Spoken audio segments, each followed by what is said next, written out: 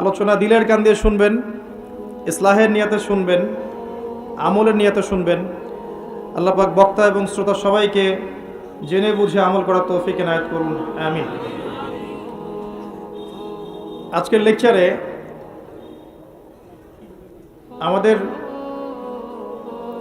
সমাজের একটা বড় অংশ, আমাদের মা, আমাদের বোন, আমাদের স্ত্রী এবং কন্যা সন্তান, এই বিষয়গুলো আমি কিছুটা হাইলাইট করার চেষ্টা করব ইনশাআল্লাহ তাআলা। অনেক অভিযোগ আমার উপরে মহিলাদের যে লেকচারগুলোর মধ্যে তাদেরকে নিয়ে কথা বেশি বলা হয় না। তো আমি চেষ্টা করব আজকে একটা কনস্ট্রাকটিভ আলোচনা করার জন্য। এর মধ্যে আমাদের সমাজের সবচেয়ে বড় একটা অংশ নারী জাতি, তাদের কিছু বিষয় আমি ফুটিয়ে তোলার চেষ্টা করব ইনশাআল্লাহ তাআলা। ওয়া মা তাওফীকি ইল্লা বিল্লাহ আলাইহি তাওয়াক্কালতু ওয়া ইলাইহি উনীব। আর স্বতন্ত্রভাবে শুধুমাত্র মহিলাদের জন্য আলাদা করে নসিহত করার জায়গা আসলে মাহফিল হয়ে ওঠে না। এর জন্য আলাদা কোনো খুতবায় আমি তাদের পিপাসা মেটানোর চেষ্টা করব ইনশাআল্লাহ আযজা ওয়া জাল। ওয়া মা তাওফীকি ইল্লা বিল্লাহ আলাইহি তাওয়াক্কালতু ওয়া ইলাইহি উনীব। এই কথাগুলো শুধু তাদের জন্য নয়, বরং আমাদের জন্যও। এবং আমি চেষ্টা করব ইনশাআল্লাহ শুরু থেকে শেষ পর্যন্ত পুরো বিষয়টাকে কোরআন এবং সুন্নাহর সাথে বর্তমান প্রেক্ষাপট দিয়ে বিশ্লেষণ করার জন্য। আল্লাহ পাক সবাইকে বোঝার তৌফিক দান করুন, আমাকে বলার তৌফিক দান করুন এবং সর্বাগ্রে আমাকে আমল করার তৌফিক আল্লাহ পাক দান করুন, আমিন। আমরা সৃষ্টির শুরুতে চলে যাই, সেখান থেকে শুরু করি ইনশাআল্লাহ। যদি আমি অন্য লেকচারেও বলেছি, আজকে আবার বলছি যে ইতিহাসের শেষ পৃষ্ঠাটা জানতে হলে আপনাকে শুরুর পৃষ্ঠাটা পড়তে হবে।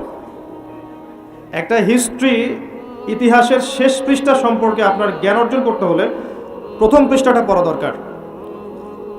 এই জন্য আল্লাহ রাব্বুল আলামিন কোরআনের প্রথম সূরা ফাতিহা ঠিক পরেই দেখবেন সূরা বাকারা নাজিল করেছেন এবং এর শুরুর দিকেই ইতিহাসের প্রথম ঘটনাগুলো আল্লাহ পাক বলেছেন।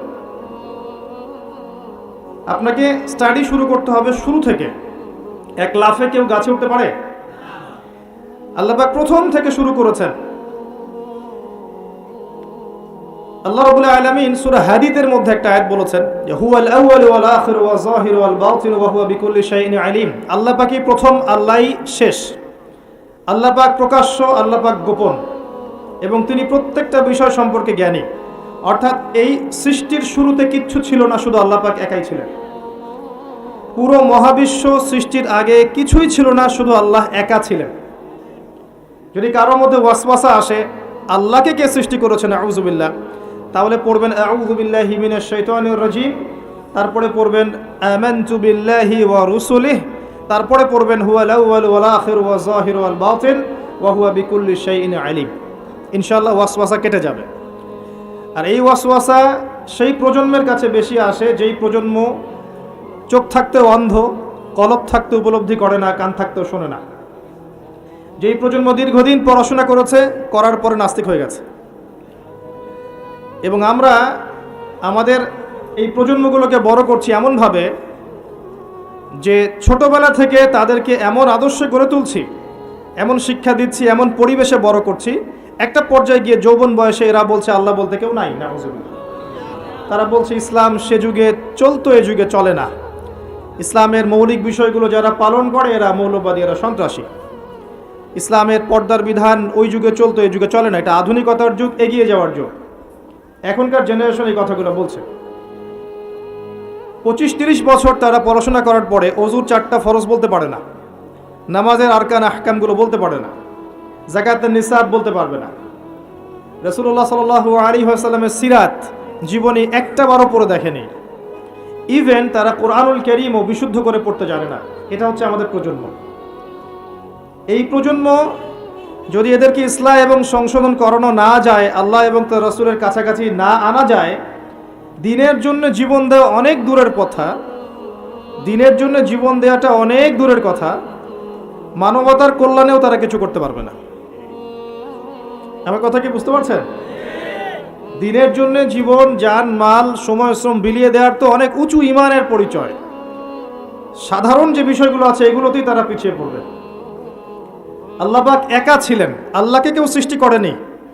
আল্লাহ পাক সবকিছু সৃষ্টি করেছেন। লাম ইয়ালিদ ওয়া লাম ইউলাদ ওয়া লাম ইয়াকুল লাহু কুফুয়ান আহাদ। 3 বার পড়লে এই সূরা আপনি কোরআন খতমের নেকি পাচ্ছেন। বারবার আমি বলি একটা কথা, কোরআন তেলাওয়াত বাড়িয়ে দিন। দৈনিক অন্তত 5টা পৃষ্ঠা 10টা পৃষ্ঠা করে পড়ুন। কোরআনুল কারীমের তেলাওয়াত আপনার জীবনে বারাকা নিয়ে আসবে। আপনার হায়াতে রিজিকের সময় ইনশাআল্লাহ বরকত নেমে আসবে।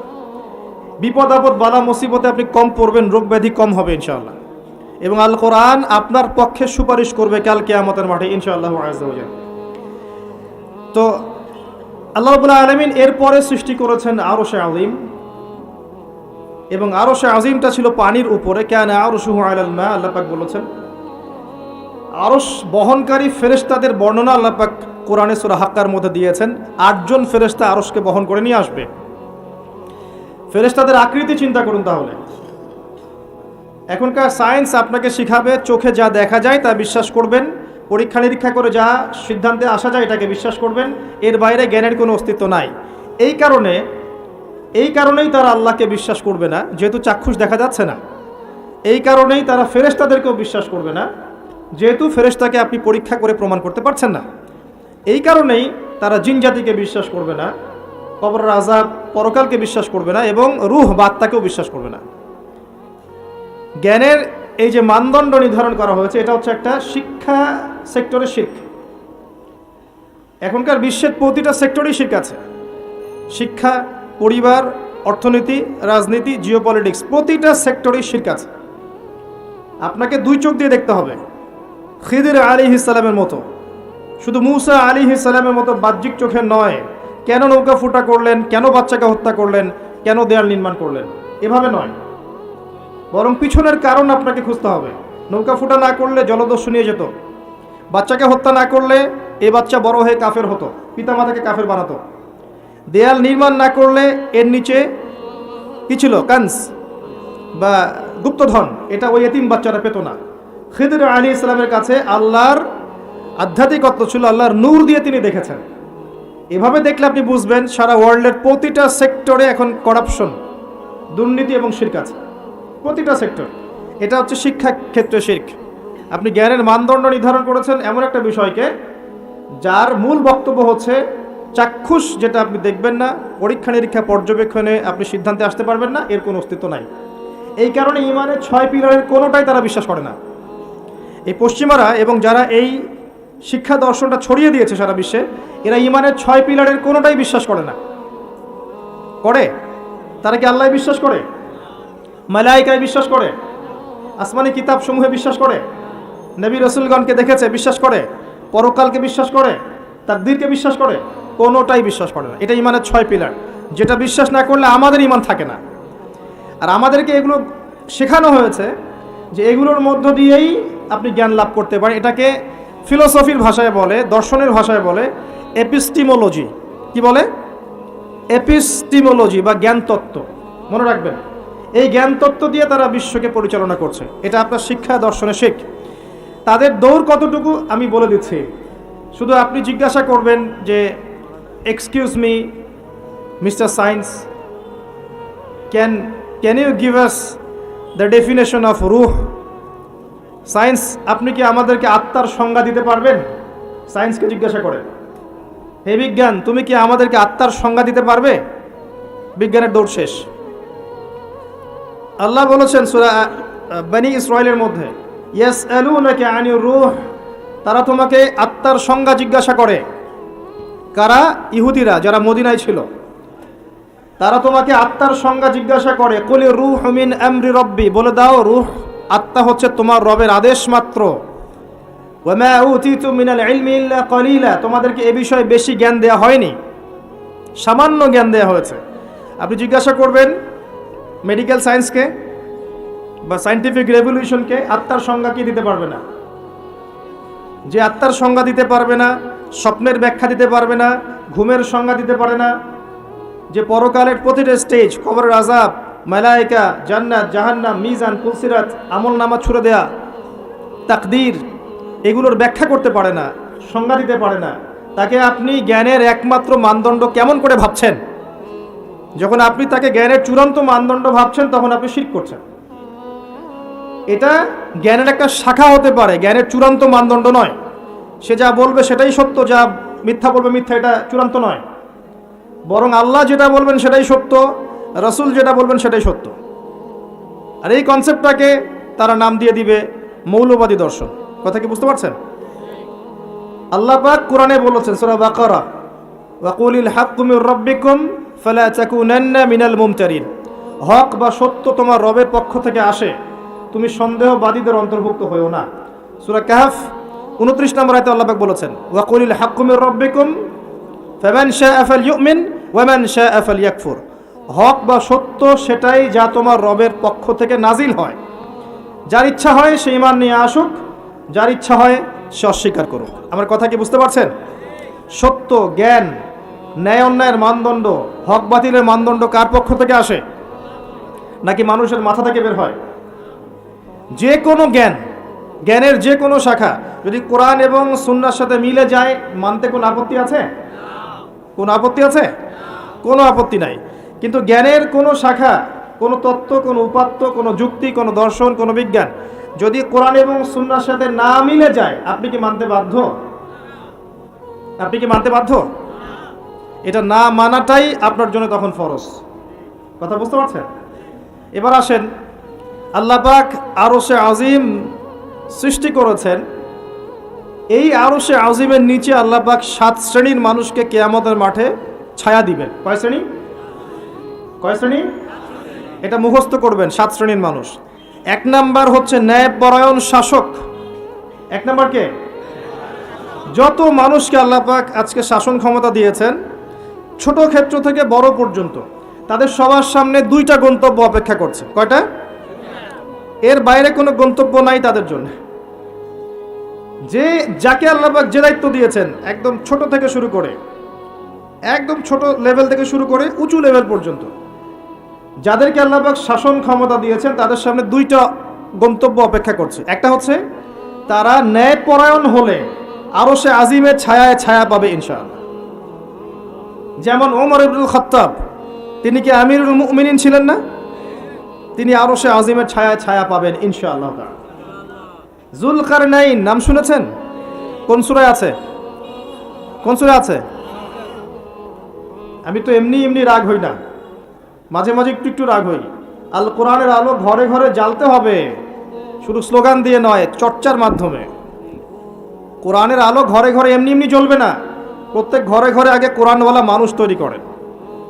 এটা খুব কমন একটা প্রশ্ন। যুলকারনাইন আলাইহিস সালামের ঘটনা সূরা কাহফে আছে, খুব কমন প্রশ্ন, সবাই মোটামুটি জানে যারা একবার কোরআন ঘাটাঘাটি করে দেখেছে। কিন্তু আমাদের বেশিরভাগ মানুষ দেখবেন বলতে পারবে না। তাহলে কোরআনের আলো কি ঘরে ঘরে জ্বলেছে? স্লোগান দিয়ে জ্বলবে? স্লোগান দিয়ে জ্বললে নবী সাল্লাল্লাহু আলাইহি ওয়াসাল্লামকে এত মার খেতে হতো না। তার সাথে জিবরাইল আলাইহিস সালাম ছিলেন। তিনি যদি বলতেন যে মক্কার আবু জেহেল, আবু লাহাব, উতবা, সাইবাকে একটা পাখার ঝটকা দিয়ে উড়িয়ে দেন, দিয়ে মক্কায় আমাদেরকে খেলাফত দিয়ে দেন, সম্ভব ছিল। তায়েববাসীকে 2টা পাহাড়ে পিষে ফেলা পসিবল ছিল।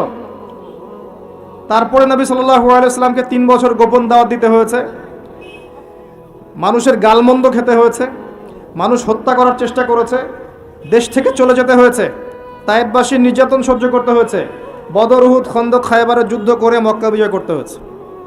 এমনি এমনি হয়েছে? খালি স্লোগান দিয়ে আইওয়াস শোডাউন করে কাজ হবে? কোরআনের আলো ঘরে ঘরে জ্বলবে তখনই যখন প্রত্যেক ঘরে কোরআনওয়ালা মানুষ তৈরি হবে ইনশাআল্লাহ।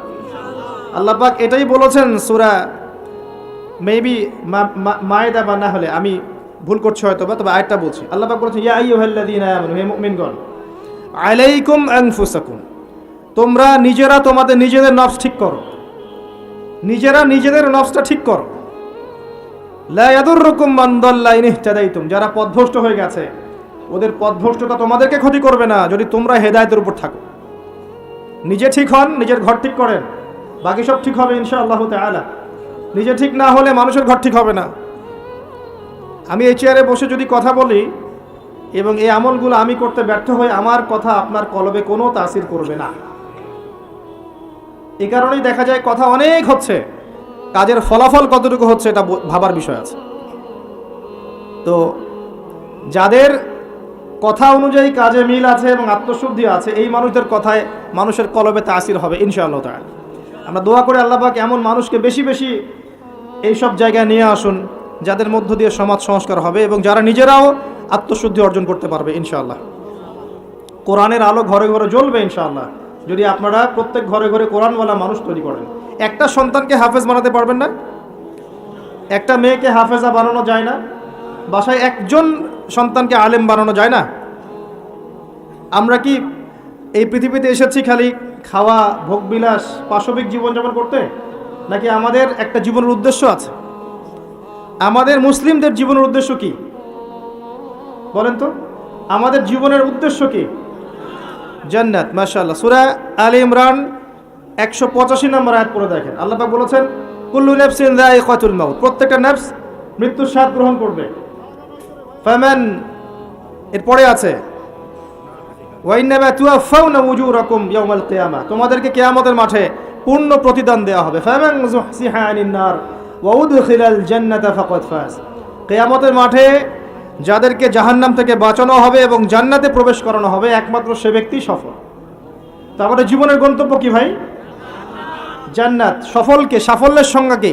যাকে পুলসিরাত পার করানো হবে সে সফল। দুনিয়াতে যার বাড়ি গাড়ি টাকা কড়ি ব্যাংক ব্যালেন্স আছে, সম্পত্তি আছে, ক্ষমতা আছে, এই যে সফল, কোনো গ্যারান্টি আছে? কোনো গ্যারান্টি নাই। যে ব্যক্তি কিয়ামতের মাঠে পুলসিরাত পার হতে পারবে এই ব্যক্তি সফল। আর কে পার হতে পারবে? যে ব্যক্তি সূরা জারিয়াতের 56 নম্বর আয়াতের উপর আমল করবে। আয়াতটা কি? ওয়ামা খালাকতুল জিন্না ওয়াল ইনসা ইল্লা লিয়াবুদুন, আমি মানুষ এবং জিনকে শুধুমাত্র আমার ইবাদত করার জন্য সৃষ্টি করেছি। তো পৃথিবীতে যে আল্লাহর ইবাদত করবে, যার জীবনের গন্তব্য ঠিক রাখবে, সে ব্যক্তি সফল, আর কেউ সফল না। তা আমাদের উদ্দেশ্য কি ভাই? খালি বিয়ে করা, ঘর সংসার করা, বাচ্চা পয়দা করা, মারা যাওয়া?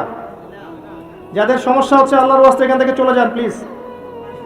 যাদের এখানে সমস্যা হচ্ছে, কথাবার্তা বলছেন, বাসায় গিয়ে লেপের তলে শুয়ে শুয়ে ওয়াজ শুনবেন, এখানকার পরিবেশ নষ্ট করবেন না। যারা কষ্ট করে এখানে এসেছে বসে বসে ওয়াজ শুনতে, এদের জন্য লেকচার। সমস্যা হলে বাসায় চলে যান, কম্বলের নিচে শুয়ে শুয়ে লেকচার শোনেন, আর ইউটিউব ফেসবুকে কমেন্ট করে জিহাদ করেন। কিবোর্ড মুজাহিদ ওখানে বসে বসে কমেন্ট করবে, এটাই তার জিহাদ। যখন দেখবেন 100-200 কুকুর শুয়োরের সামনে একজন মুসলিমা দিনী বোন তাকবীর দিচ্ছে, তখন দেখবেন 1000টা মানুষ তাকবীর দেওয়া শুরু করবে। এর আগে তোমার তাকবীর কোথায় ছিল? এতদিন তো পশুর মতো জীবনযাপন করেছে। এখন একটা মেয়েকে আল্লাহ পাক জজবা দিয়েছেন, এখন দেখবেন যে কোনোদিন নামাজও পড়ে নাই, সেও আল্লাহু আকবার লিখে ফেসবুকে স্ট্যাটাস দিচ্ছে। তোমার আল্লাহু আকবারের কিছু যায় আসে না। আল্লাহু আকবার দেওয়ার মানুষ আল্লাহ পাক তৈরি করবেন ইনশাআল্লাহ। আর আল্লাহ পাকের গরু ছাগলের প্রয়োজন নাই, আনআমের প্রয়োজন নাই। লাহুম কুলুবুন লা ইয়াফকাহুনা বিহা, আছে না? ওয়া লাহুম আযানুন লা ইয়াসমাউনা বিহা ওয়া লাহুম আ'য়ুনুন লা ইবসিরুনা বিহা উলাইকা কাল আনআম। এই আনআমদের আল্লাহর কোনো প্রয়োজন নাই। আল্লাহ পাক তার দিনকে বিজয় করার জন্য আল্লাহর মুখলেস বান্দা তৈরি করবেন ইনশাআল্লাহ। একজন সরে যাবে 10 জন আসবে, 10 জন সরে যাবে 100 জন আসবে। ছেলে থাকবে না, মেয়ে আসবে। এই প্রজন্ম থাকবে না, নতুন প্রজন্ম আসবে। আল্লাহ পাক এই দিনটাকে প্রতিষ্ঠা করবেনই ইনশাআল্লাহ। এ বিষয়ে কোনো সন্দেহ নাই, সন্দেহের কোনো অবকাশই নাই। যদি আমরা দায়িত্ব পালন না করি, ইয়াস্তাবদিল কওমান গায়রাকুম, অন্য কওমকে আল্লাহ পাক স্থলাভিষিক্ত করবেন। সুম্মা লা ইয়াকুনু আমসালাকুম, তারা তোমাদের মতো অপদার্থ হবে না। আল্লাহর কিচ্ছু যায় আসে না আপনাকে আমাকে, জানেন? এই যে আমরা বেঁচে আছি, দুনিয়ার বোঝা হয়ে বেঁচে আছি। আমরা পৃথিবীর বোঝা, এই উম্মতের বোঝা, আবর্জনা। আমরা প্রত্যেকেই, আমি নিজেকেও বলছি, আমরা উম্মার আবর্জনা। আমরা যদি উম্মার কিছু হতাম, আমাদের দ্বারা উম্মা বিজয় লাভ করত। আমাদের টার্গেট এখন একটা, দুনিয়া। আমাদের টার্গেট দুনিয়া, ভোগবিলাস, খাওয়া দাওয়া, ব্যাংক ব্যালেন্স, টাকা পয়সা, বাড়ি গাড়ি, স্ত্রী সন্তান, এতটুকু। মাঝে মাঝে আমরা জুমার নামাজে আসি, ঈদের নামাজ পড়ি, রমজান মাসে রোজা না রাখলেও তারাবিতে আসি, যাকাত দেই কি না দেই, সদকা একটু করি, বছর বছর হজমরা করি, টুপি লাগাই, দাড়ি লাগাই, ব্যাস ভোটের সিজন আসলে আবার ওইটা দিয়ে ভোট চাই। এই হলো আমাদের চরিত্র। আমাদের আল্লাহর কোনো প্রয়োজন নাই। আল্লাহ পাক বলেছেন ইন তানসুরুল্লাহ ইয়ানসুরুকুম, তোমরা যদি আল্লাহকে সাহায্য করো তখন আল্লাহ তোমাদেরকে সাহায্য করবেন। ইন্নাল্লাহা লা ইউগাইয়িরু মা বিকওমিন হাত্তা ইউগাইয়িরু মা বিআনফুসিহিম, কোন কওমের অবস্থা আল্লাহ পাক ততক্ষণ ঠিক করেন না যতক্ষণ ওই কওম তাদের অবস্থা সংশোধন করছে না। আলাইকুম আনফুসাকুম, নিজের নফস ঠিক করো, নিজে ঠিক হও। বেসিক জিনিস ঠিক নাই তো আমাদের। বড় বড় চিন্তা করছেন, বেসিকটা ঠিক নাই তো। দেখবেন ম্যাক্সিমাম মানুষ নামাজ পড়ছে না, ম্যাক্সিমাম মানুষ কোরআন পড়তে জানে না। বেশিরভাগ বোন আমাদের বেহায়াপনা, বেপর্দায় চলছে। ম্যাক্সিমামের রিজিক হারাম, জানেন? ম্যাক্সিমাম রিজিক হারাম, সুদ আর ঘুষ আর জেনার, এই যে দুর্নীতি, করাপশন দিয়ে ভর্তি। আল্লাহর ওয়াস্তে সত্য কথা বলতে শেখেন, নিজের নফসের সাথে সত্য বলেন যে আসলেই আমার রিজিকটা কতটুকু হালাল। সুদবিহীন মানুষ খুঁজে পাওয়া দুষ্কর এখন। সুদ খায় না বা সুদ দেয় না বা সুদের সাক্ষী থাকে না বা লিখে রাখে না বা লোন নেয়নি, এরকম মানুষের সংখ্যা খুব কম। দুই একটা হাতে গোনা পাবেন কিনা আল্লাহ ভালো জানে। একটা গ্রামে যাবেন, প্রত্যন্ত গ্রাম, সেখানে দেখবেন 10টা সুদী এনজিও ভরে আছে। রিজিক আমাদের হারাম। ম্যাক্সিমাম পরিবারকে গিয়ে দেখেন, পরিবারের মধ্যে পর্দা থাকবে না। ম্যাক্সিমাম পরিবার দেখেন বস্তুবাদী, খালি দুনিয়ার পিছনে ছুটছে। সাংস্কৃতিক অঙ্গনে গিয়ে দেখেন অপসংস্কৃতিতে ভর্তি হয়ে গেছে। যুবকদের দিকে তাকায় দেখেন, ম্যাক্সিমাম মেজরিটি সংখ্যক মাদকের সাথে সম্পৃক্ত। আপনি দেখবেন হয় মাদক, নাহলে গার্লফ্রেন্ড, নাহলে হয়তো গেমস অ্যান্ড স্পোর্টস, নাহলে দেখবেন আপনি যে মুভিজ দেখছে, পর্নোগ্রাফি দেখছে, হয়তো আড্ডাবাজি করে, গুন্ডা মাস্তানি করে সময় নষ্ট করছে। কোনো জীবনে কোনো উদ্দেশ্যই নাই। মানে জীবনযাপন এমনভাবে করছে মানে ও কখনো মরবেই না। মানে ও পরকালের ফিকির তো দূরের কথা, নামাজে ডাকবেন বলবেন প্যান নষ্ট, আমি যাইতে পারি না। ইল্লা মাশাআল্লাহ, এর বাইরে আল্লাহ পাক কিছু মানুষকে তৈরি করেছেন, করবেন এবং করছেন, যাদের জীবনের উদ্দেশ্য জান্নাত, যারা তাওহীদের সাথে শিরককে আপোস করবে না, যারা সুন্নতে থাকবে, বেদাত করবে না, যারা হালাল খাবে, হারামে যাবে না, পরিবারকে ঠিক করে পর্দায় রাখবে, দিনের জ্ঞান অর্জন করবে, প্রচার প্রসার করবে, আগামী প্রজন্ম তৈরি করবে, এবং যাদের মধ্যে আল্লাহর দ্বীনকে প্রতিষ্ঠা করার মুজাহাদা থাকবে। এমন মানুষ আছে, ছিল, ভবিষ্যতে আসবে, তাদের সংখ্যা নিতান্তই কম হবে। কিন্তু তাদের জন্য একটা সুসংবাদ আছে, সেটা হচ্ছে কাম মিন ফিআতিন কালিলাহ গালাবাত ফিআতান কাসীরা বিইذنিল্লাহ। আল্লাহ পাক বলেছেন কত ছোট ছোট সম্প্রদায় ছিল যারা বড় বড় কওমের উপর বিজয় লাভ করেছে। আগামীতে যখন ইসলামের বিজয় হবে সারা বিশ্বব্যাপী, তখন দেখবেন মুসলিমদের সংখ্যা খুব কম থাকবে। আল্লাহ পাক সব গরু ছাগলগুলোকে শেষ করে ফেলবেন। কিভাবে? এই যে মহামারী দিয়ে শেষ করতে পারেন, অথবা দেখবেন এই যে জালেমের শাসন দিয়ে শেষ করতে পারেন, দেখবেন মুসলিমদের মধ্যে ক্রন্দন লাগিয়ে শেষ করতে পারেন, বা যখন আল্লাহ এবং তার রাসূলকে ভুলে যাবে, বহিঃশত্রুদেরকে চাপিয়ে দিয়ে আল্লাহ পাক শেষ করে দিতে পারেন। আল্লাহর কোনো প্রয়োজন নাই গরু ছাগল। এবং এখন আমি নিজে এবং আমরা অনেকেই এই গরু ছাগলের মতো জীবনযাপন করছি। আল্লাহ পাক আমাদেরকে বোঝার তৌফিক দান করুন। জীবনের একটা উদ্দেশ্য থাকতে হবে, যে আমার জীবনের উদ্দেশ্য দিন শেখা, বোঝা, প্রচার প্রসার করা, প্রতিষ্ঠায় চেষ্টা করা। তখন কি আপনি পুরো জীবনের নেকি পাবেন। জীবনে তাওহীদ থাকতে হবে, সুন্নত থাকতে হবে, তখন পুরো জীবনের প্রতিটা কাজ ইবাদত হবে। তার আগে নয়।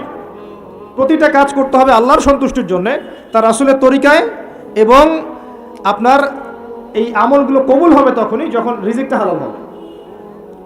অহেতুক শুধুমাত্র প্রোটেস্ট্যান্ট ভার্সনে ইসলাম পালন করে খুব একটা ফায়দা নাই।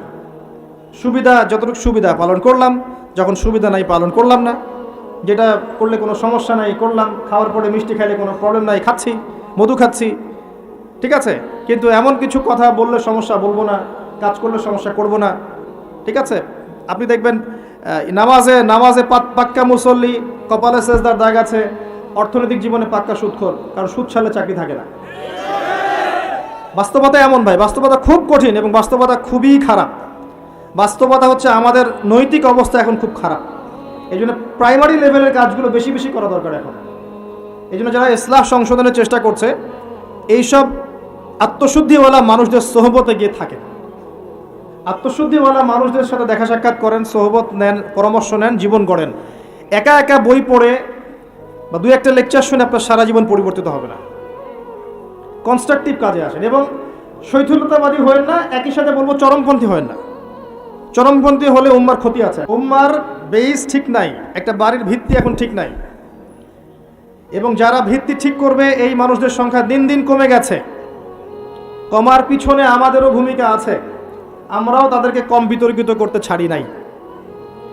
এবং কোনো কোনো ক্ষেত্রে আমরা একে অপরের সাথে গীবত তহমত করে, সমালোচনা করে, কাদা ছড়াছড়ি করে এতটা সময় নষ্ট করেছি যে উম্মার অনেক ক্ষতি হয়ে গেছে। কথাগুলো খারাপ লাগলেও বাস্তব। আমি ইতিহাসের ছাত্র। যখন বাগদাদ আক্রমণ করেছিল এই যে তাতাররা, মঙ্গোলিয়ানরা, এটা জানেন তো? মঙ্গোলিয়ান যারা ছিল, ওই যে হালাকু খা, চেঙ্গিস খানের বংশধর যারা ছিল, এরা যখন বাগদাদ আক্রমণ করেছে, এরা ছিল প্রচণ্ড পাশবিক। মাত্র 40 দিনের মধ্যে এরা 10-20 লাখ মানুষকে হত্যা করে ফেলেছে বাগদাদে। এই হত্যাটা কিন্তু গুলি করে না, জবাই করে।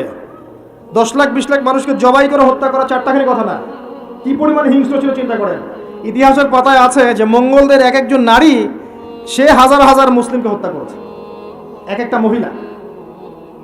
ওই সময় যারা ওই আব্বাসীয় খেলাফতের দায়িত্বে ছিল, এরা সোনা দানা সব জমা করে তাদের এই যে মাটির নিচে জমা করেছিল। আর ওদের লিডার, মঙ্গোলিয়ানদের লিডার যখন এই বাদশাকে গলায় দড়ি দিয়ে শেষরায় নিয়ে যাচ্ছে সবার সামনে, তখন তাকে বলছে তোমাদের সম্পদগুলো কোথায়? সে দেখিয়ে দিল সম্পদ মাটির তলে। তখন সে ওই যে হালাকুখার যে বংশধর লিডার, সে সোনাদানাগুলো বের করে এই বাদশার মুখের মধ্যে ঠোসানো শুরু করলো।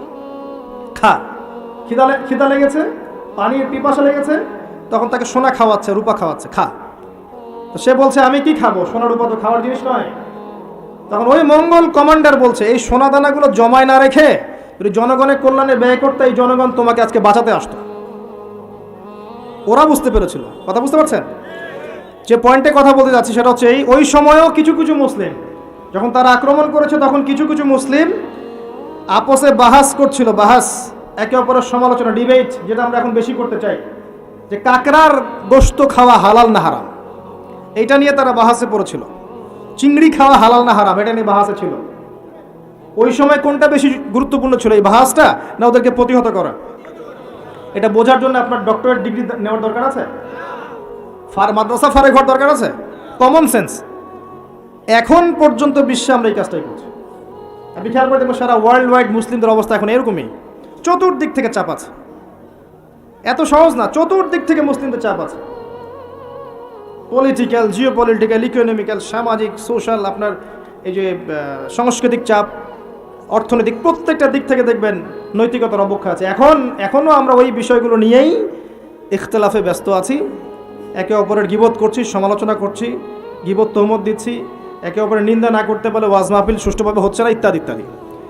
আমরা জানি না কবে আমাদের কমন সেন্সের উদয় হবে, কবে বুঝতে পারবো আমরা যে আমরা এক উম্মাহ, আমরা সবাই এক, সবার মাঝে কিছু কিছু বিষয়ে মতানৈক্য থাকতে পারে, এটা স্বাভাবিক। এরপরেও আপনি আমার ভাই, আমি আপনার ভাই। কোনো দিনও আমাদের সবার সব বিষয় এক হবে না। কশ্চিনকালেও প্রতিটা বিষয়, প্রতিটা মাসলাকে, আকীদাগত বিষয় হোক আর আমলের হোক আর মুআমালাতের হোক, আমরা কখনো সবগুলো বিষয়ে ঐক্যমতে পৌঁছাতে পারবো না, থাকবেই ইখতিলাফ।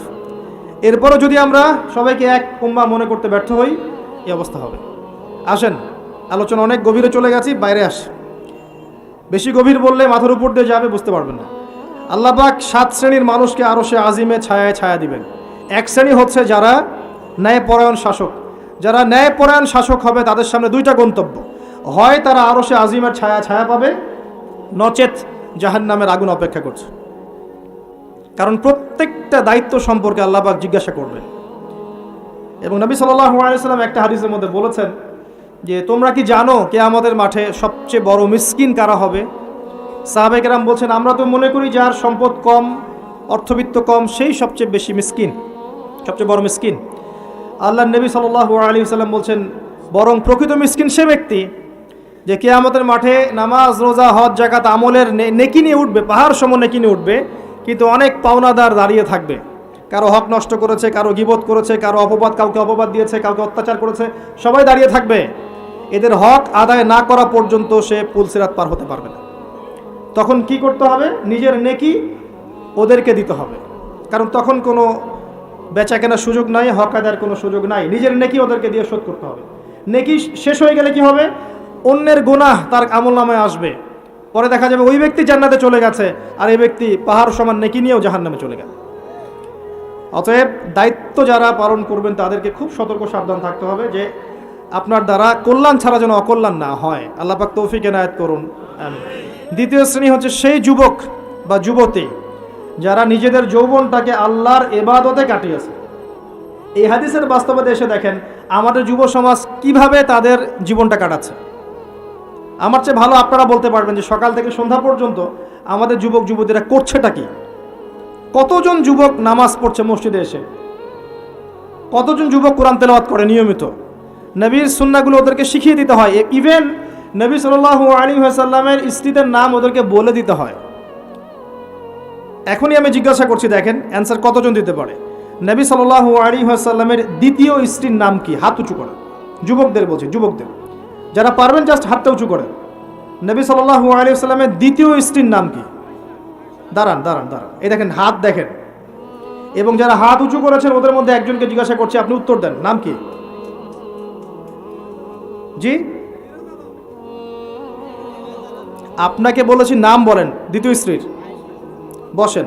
উত্তর যে চারজন দিয়েছে তার মধ্যে একজন ভুল উত্তর দিয়েছে। এই হচ্ছে বাস্তবতা। আপনাকে আমি চোখে আঙ্গুল দিয়ে দেখালাম যে যুবকদের কি অবস্থা। এখানে আছে বসে হাজার হাজার মানুষ, হাত তুলেছে 5-6 জন। এটা একটা কমন প্রশ্ন, আমাদের নবীজির দ্বিতীয় স্ত্রীর নাম কি? একবার যে সিরাত পড়েছে সেও জানে। দেখবেন এই যুব সমাজ ফিজিক্স পড়েছে, কেমিস্ট্রি পড়েছে, বায়োলজি পড়েছে, ইকোনমিক্স পড়ছে, পলিটিক্যাল সায়েন্স পড়ছে, আপনার জিওপলিটিক্স পড়ছে, ইউনিভার্সিটি কোচিং করছে, বিসিএস কোচিং করছে, চাকরির জন্য পরীক্ষা দিচ্ছে। এরা এমন কোনো বই নাই যে সেকুলার লাইনে পড়ে নাই। কিন্তু যে চারজন পারছে তার মধ্যে একজন উত্তর দিচ্ছে যে আয়েশা রাদিয়াল্লাহু আনহা দ্বিতীয় স্ত্রী। এটা কি উত্তর সঠিক? এই হচ্ছে অবস্থা। এটা কমন। আর যদি কঠিন প্রশ্ন করি তাহলে তো অবস্থা খারাপ। কোন সাহাবীকে প্রথম তিনি দায়ী করে পাঠিয়েছেন মদিনায়? খায়বার যুদ্ধ কোন সাহাবীর হাতে জয় হয়েছে? উহুদের যুদ্ধ কত হিজরিতে হয়েছে? বদর যুদ্ধে কতজন মুসলিম শাহাদাত বরণ করেছে? আপনার মোতার যুদ্ধে কার হাতে 9টা তরোয়াল ভেঙেছে? হুনাইনের যুদ্ধে মুসলিমদের কি অবস্থা হয়েছে? হুনাইনের যুদ্ধের কথা কোন সূরার মধ্যে বলা আছে? একটু কঠিন প্রশ্ন করলে তো অবস্থা খারাপ। আমি করে লজ্জিত করতে চাচ্ছি না, এই জন্য প্রশ্নগুলো করলাম না। যারা মাদ্রাসা লাইনে পড়েছেন তারা হয়তো উত্তর দিতে পারে, কিন্তু লক্ষ লক্ষ কোটি কোটি জেনারেল পড়ুয়া ছাত্র এরা উত্তর দিতে পারে না। তাহলে এরা কি আমাদের মুসলিম উম্মার অংশ নয়? এদেরকে ইসলাম সংশোধন না করে দিনের পথে না আনতে পারলে একটা বড় অংশ কি জাহিলিয়াতের মধ্যে থাকবে না? আগামী 10-20 বছর পর দেখবেন এরাই অর্থনৈতিক সেক্টরে যাচ্ছে, এরাই পলিটিক্সে যাবে, এরাই সোশ্যাল দায়িত্বে যাবে, এরাই দেখবেন বিভিন্ন জায়গায় চলে যাবে। তখন আরেকটা মূর্খ জেনারেশন আপনার মাথার উপর চেপে যাচ্ছে। এর পরে যে জেনারেশন আসছে, আমাদের সন্তান, আমার মেয়ে, আপনার ছেলে, এদের অবস্থা যে কী হবে আল্লাহ ভালো জানে, যদি এখন থেকে এদেরকে আমরা সঠিকভাবে মানুষ করতে ব্যর্থ হই। এটা বাস্তবতা। অথচ আল্লাহ পাক আরশে আজিমের ছায়া দিবেন ওই যুবক যুবতীদেরকে যারা তাদের যৌবনকালটাকে আল্লাহর পথে কাটাবে। আর কিয়ামতের মাঠে যে অতিরিক্ত 5টা প্রশ্ন হবে তার মধ্যে একটা হচ্ছে তোমার যৌবনকাল কোন পথে ব্যয় করেছে। আর আল্লাহ পাকের কাছে একজন বৃদ্ধ মানুষের ইবাদতের চাইতে যুবকদের ইবাদত যে কত বেশি প্রিয় এটা আমি বোঝাতে পারবো না। আল্লাহ পাক অবাক হয়ে যান সেই যুবককে দেখে যার প্রবৃত্তির তাড়না নাই, সে আল্লাহর দ্বীনের পথে ছুটছে। এই যুবককে দেখে আল্লাহ পাক অবাক হয়ে যান এবং তার দোয়া যেভাবে কবুল হবে, একজন মানুষ যার পা কবরে অলরেডি চলে গেছে তার দোয়া কি সেভাবে কবুল হবে? দুজন ইবাদত সমান। এই বয়সে আপনি অনেক কিছু করতে পারেন। আপনি চাইলে এখন বড় সন্ত্রাসী হতে পারবেন, বড় জেনাকারী হতে পারবেন, আপনি চাইলে টিকটক সেলিব্রিটি হতে পারবেন, আপনি চাইলে এখন আরও খারাপ লাইনে যে মাদক সেবন করতে পারবেন, 30-40টা গার্লফ্রেন্ড চেঞ্জ করতে পারবেন, আপনাকে কেউ বাধা দিবে না। আপনি চাইলে 1-2 হাজার টাকা দিয়ে জেনা করতে পারবেন, উন্মুক্ত সব আপনার জন্য। ইভেন এখন আপনি চাইলে মদও খেতে পারবেন, লাইসেন্স দেওয়া আছে, আপনি করতে পারবেন। এই সময়টা আল্লাহ পাক দেখতে চান আপনি কি করেন। যদি এই সময়টা আপনি আল্লাহর দিকে ফিরে আসেন, আপনি কোরআনের দিকে ফিরে আসেন, সুন্নত অনুযায়ী জীবনযাপন করেন, আপনার জন্য অপেক্ষা করছে জান্নাত। কি চান আপনি সিদ্ধান্ত নেন। শুরুটা হবে অধঃপতনের মেয়ে দ্বারা, মেয়ে দিয়ে অধঃপতন শুরু হবে। মেয়ের সাথে ফ্রি মিক্সিং, প্রেমের সম্পর্ক হয়ে যাবে, এরপর দেখবেন জেনা করে ফেলেছে, তারপর ব্রেকআপ, দুজন হতাশ, কেউ আত্মহত্যা করবে, অথবা কেউ দেখবেন পাইকারি জেনাকার হয়েছে বা রেপিস্ট হয়েছে বা মাদক সেবন করছে বা মিউজিক শুনছে, আস্তে আস্তে আস্তে আস্তে শেষ, লাইফটা শেষ, ক্র্যাশ। এভাবে যুব সমাজ নষ্ট হচ্ছে।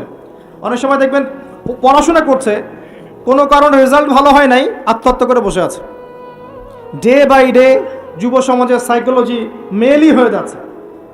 আমাদের যারা ওস্তাদ সাহেবরা আছেন বৃদ্ধ প্রবীণ, তাদের যে গাম্ভীর্য আছে, ব্যক্তিত্ব আছে, গলার ভয়েস, কথা বলার অ্যাটিটিউড, ব্যক্তিত্ব, চলাফেরা, এগুলো এখনকার যুবকদের মধ্যে পাওয়া যায় না।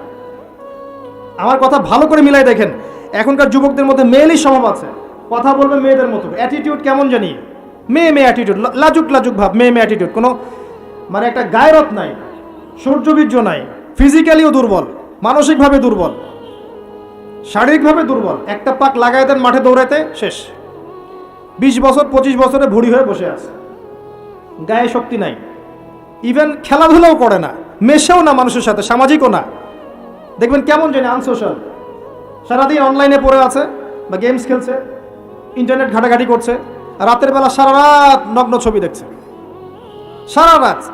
এত ভালো সাজার কারণ নাই, এগুলোতে ম্যাক্সিমামই আসক্ত, ম্যাক্সিমাম। এবং এটা আসক্ত হওয়ার কারণ আছে, এটা তো ফ্রি, অ্যাক্সেস ফ্রি, আপনি চাইলেই করতে পারেন। আপনার হাতে স্মার্টফোন আছে, আপনার বাবা দেখেন আপনি ফোনে কি করেন, আপনি চাইলেই করতে পারেন। কে বাধা দিবে আপনাকে? কেউ বাধা দেন নাই। আর এই যে গার্লফ্রেন্ড বয়ফ্রেন্ড সংস্কৃতি যখন থেকে ছড়িয়েছে, যা ইচ্ছা তাই করছে এরা। এবং এখন এই কাজগুলো শুধু ছেলেরা করছে না, মেয়েরাও করছে। মেয়েরাও মাদক সেবন করে এখন, জানেন? মেয়েরাও পণ দেখে। আর মেয়েদের ড্রেস আপ তো আমি বলার অপেক্ষা রাখে না। নতুন কি প্রোডাক্ট আসলো, নতুন কি কসমেটিক্স আসলো, নতুন কি ডিজাইন আসলো, নতুন কোন সিরিয়াল আসছে, কোন নায়িকা নতুন ডিজাইন ফ্যাশন করলো, সব নিয়ে ব্যস্ত হয়ে আছে। আমি ওইদিকে আসবো পরে। এতটুকু বলছি, এই যুবক যুবতীর জন্য আল্লাহ পাক আরশে আজিমের ছায়া রাখেন নাই। উম্মার জন্যে জীবন দেয়া অনেক পরের কথা। যদি দেশের জন্য জীবন দেওয়ার প্রশ্ন আসে, এরা তাও দিতে পারবে না। আমি চ্যালেঞ্জ করব। এরা সেই জেনারেশন নয় যে জেনারেশন 71 সালে অস্ত্র হাতে নিয়েছিল পাকিস্তানিদের এগেনস্টে। এটা সেই জেনারেশন নয়। এই মাদকাসক্ত জেনারেশন কিন্তু এটা আপনি আশা করতে পারেন না। নৈতিকতার অধঃপতন আছে এদের মধ্যে, মানবিকতা নাই, নৈতিকতা নাই। রেপিস্ট জেনারেশন, জেনাকারী জেনারেশন, মাদকাসক্ত জেনারেশন। একে দিয়ে আপনি সেই বিষয় পাবেন না, ওটা আমাদের বাপদাদারা করে গেছে। সলিউশন কি? সলিউশন একটাই, এদেরকে নামাজি বানাতে হবে। 5 ওয়াক্ত নামাজি হলে লাইফটা রুটিন ওয়াইজ চলে আসবে, ডানে বামে যেতে পারবে না। এদেরকে প্রশান্তির উৎস দিতে হবে। এদের প্রশান্তির উৎস হচ্ছে একটা কোরআন, এবং দ্বিতীয়টা হচ্ছে এদের বয়স হয়ে গেলেই এদেরকে বিয়ের ব্যবস্থা করতে হবে। তৃতীয়টা হচ্ছে এদের বেকারত্ব দূর করার চেষ্টা করতে হবে।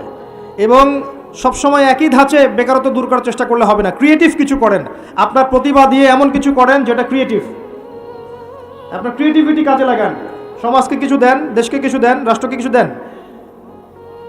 এদের প্রশান্তির উৎস হচ্ছে সুন্নাহ, সুন্নাহ মাফিক জীবনযাপন করার অভ্যস্ত, সুন্নাহ মাফিক জীবনযাপনে অভ্যস্ত করতে বলেন। এই কাজগুলো না করতে পারলে, এবং আল্লাহওয়ালা মানুষের কাছে নিয়ে আসেন, আল্লাহওয়ালা মানুষদের কাছে এদেরকে নিয়ে আসেন, সোহবতে আনেন, দেখা করান, আলেমদের কাছে দেখা করান, মেশান, তাদেরকে দেখে তারা দিন শিখবে। আল্লাহর রাস্তায় সময় দিতে বলেন, আস্তে আস্তে দেখবেন ইনশাল্লাহ লাইনে আসছে। আদারওয়াইজ আপনি এই জেনারেশনকে দিয়ে আগামীর ভবিষ্যৎ আশা করতে পারেন না। বাস্তবতা খুব খারাপ, বাইরে যা দেখা যাচ্ছে ভিতরটা এমন নয়। ভিতরে ঢোকেন, দেখবেন নোংরামি দিয়ে ভরে গেছে সব কিছু। অনেক সময় দেখবেন বাইরে থেকে যাদেরকে দেখে পরিষ্কার মনে হচ্ছে, এদের ভিতরে নোংরামি ধরে গেছে। এইগুলো দূর করার জন্য একটাই ওষুধ, তাসকিয়া, আত্মশুদ্ধি। আমি সবাইকে অনুরোধ করব, আল্লামা তকি উসমানী হাফিজাহুল্লাহর একটা বই পড়তে। আত্মশুদ্ধি ও তাসাউফ একটা বই আছে, আত্মশুদ্ধি ও তাসাউফ একটা বই আছে, আপনি পড়েন। আমি আপনাকে এনশিওর করছি, আপনার কাছে মনে হবে যে প্রতিটা লাইন আপনার জন্য লেখা হয়েছে। প্রত্যেকটা লাইন পড়বেন, মনে হবে আপনার জন্যই লেখা হয়েছে বইটা। একবার বইটা পড়ে স্বাদ মিটবে না, বারবার পড়তে ইচ্ছা করবে। একটা বই পড়েন।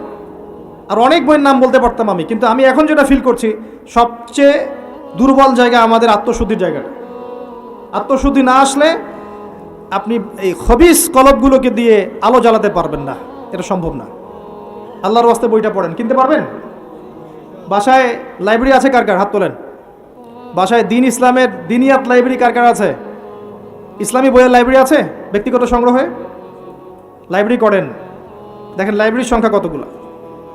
কিন্তু জেনারেল লাইব্রেরি কয়জনে আছে? হাত তোলেন। স্কুল কলেজ ইউনিভার্সিটির বই দিয়ে ভর্তি কার কার বাড়ি? সবার বাড়ি ভর্তি, মাশাআল্লাহ। তো এগুলো নিয়ে কবরে যাবেন ইনশাআল্লাহ, তাই না? প্রতি মাসে 1000 টাকার বই কেনা কি খুব কঠিন? আচ্ছা, 500 টাকার বই কেনা খুব কঠিন? 500 টাকা তো আপনার একটা রেডিংয়ে চলে যায়। আপনার গার্লফ্রেন্ডকে নিয়ে কফি খেতে যান, 500 টাকা কেন? ও তো 3000 টাকা বিল করে রেখে দিবে। সে তো আপনার টাকা খেতেই আসছে আপনার কাছে। আপনি কি মনে করছেন সে আপনাকে ভালোবেসে এসেছে? সে আপনার অবস্থানকে ভালোবাসে। কে বলেছে সে আপনাকে ভালোবাসে? সে আপনার অবস্থানকে ভালোবাসে। এগুলো তো নষ্ট করছেন টাকা পয়সা। চায়ের দোকানে বসে ইন্টারনেটের মেগাবাইট কিনে ওয়াইফাই বিল দিয়ে অমুক তমুক করে সমস্ত কিছু করে টাকাগুলো নষ্ট করছেন। কিন্তু আপনি চাইলে প্রতি মাসে 500-1000 টাকার বই কিনতে পারেন। কেনা খুব কঠিন। পড়াশোনা করতে হবে। পড়াশোনার অভ্যাস না থাকলে একদিনের লেকচার শুনে আপনার আদতে কোনো উপকার হচ্ছে না। বিশ্বাস করেন, পড়াশোনা করেন, ঈমান বাড়বে, তাজকিয়া হবে। আসেন ওই জায়গায় আসে। ওই যুবক এবং যুবতী যারা নিজেদের যৌবনকালটাকে আল্লাহর পথে উৎসর্গ করেছে, বিলিয়ে দিয়েছে, তারা আরও সে ছায়া ছায়া পাবে ইনশাআল্লাহ। 3 নাম্বার হচ্ছে সেই যুবকরা খুব ভালো করে শোনেন, সেই যুবক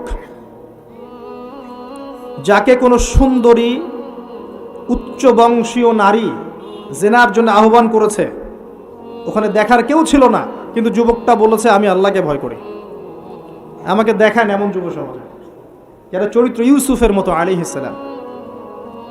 ইউসুফ আলাইহিস সালাম হচ্ছে আপনার চারিত্রিক আদর্শ। পড়ে দেখেন সূরা ইউসুফ। আর অনেকে সূরা ইউসুফকে ইউসুফ জুলাইখার প্রেম কাহিনী বানিয়ে দিয়েছে, তাই না? এগুলো কিন্তু মিথ্যা সিরিয়াল দেখছেন, এগুলো ভালো না সিরিয়ালগুলো, এগুলো কিন্তু বাজে কথা ছড়ানো হচ্ছে। সূরা ইউসুফ জুলাইখার প্রেম কাহিনী ছিল না। সূরা ইউসুফ মূলত ইউসুফ আলাইহিস সালাম এবং তার পিতার প্রেম কাহিনী। ভালো করে পড়ে দেখবেন।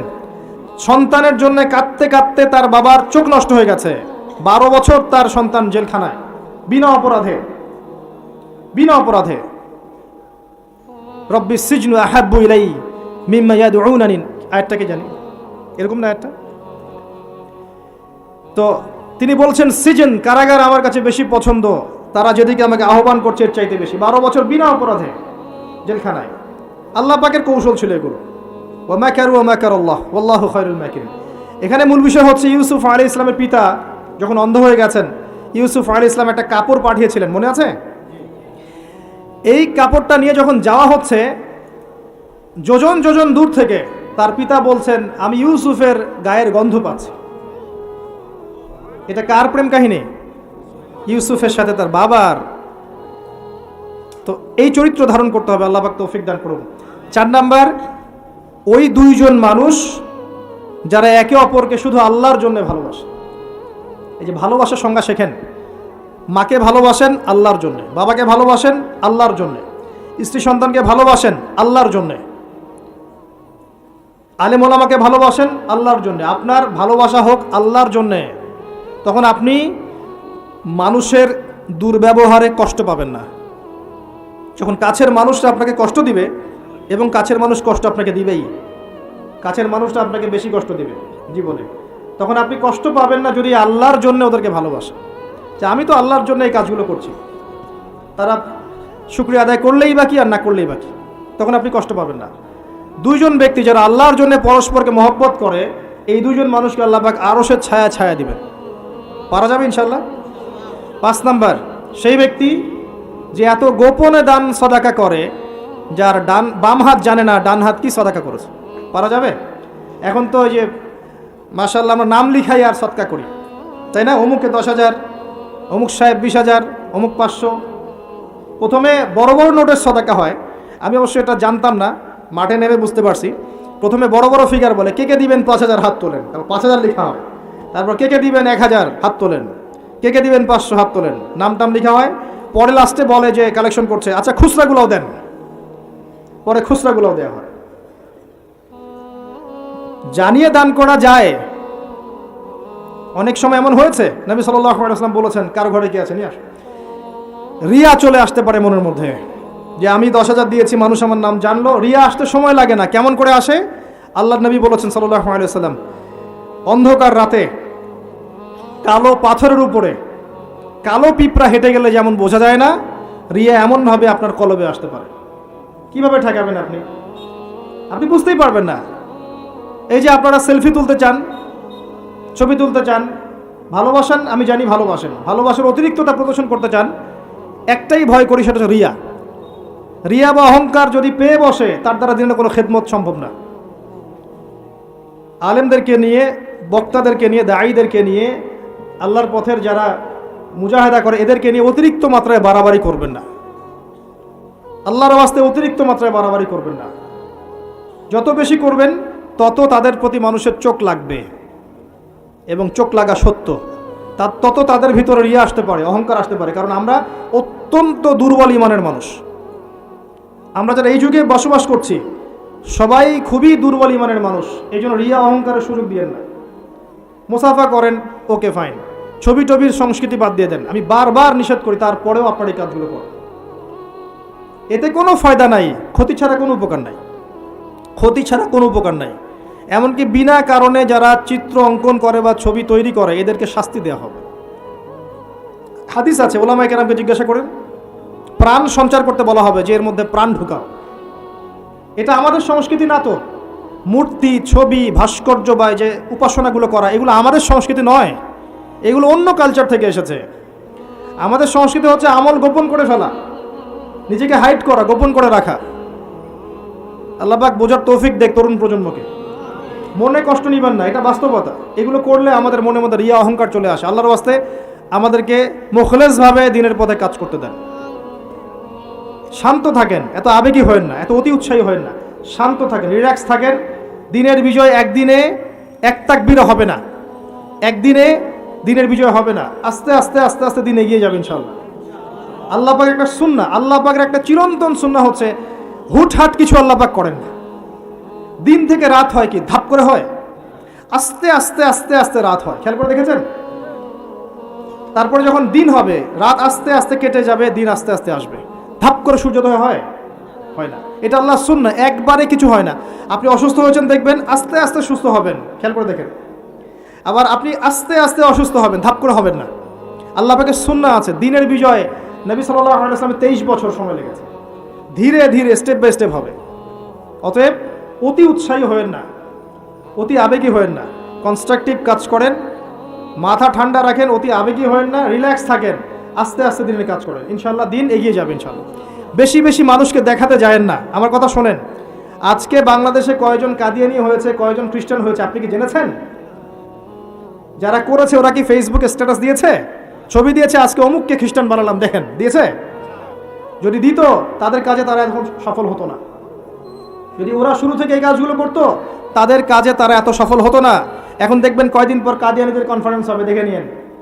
কয়দিন পর দেখবেন যারা খ্রিস্টান হচ্ছে তারা প্রকাশ্যে সমাবেশ করবে, প্রকাশ্যে মানুষ শিয়া হয়ে যাচ্ছে, কত কি হয়ে যাচ্ছে আপনার খবরই নাই।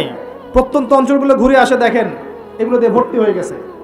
গলায় যে রশি এটা অলরেডি পরিয়ে টান দেওয়া শেষ,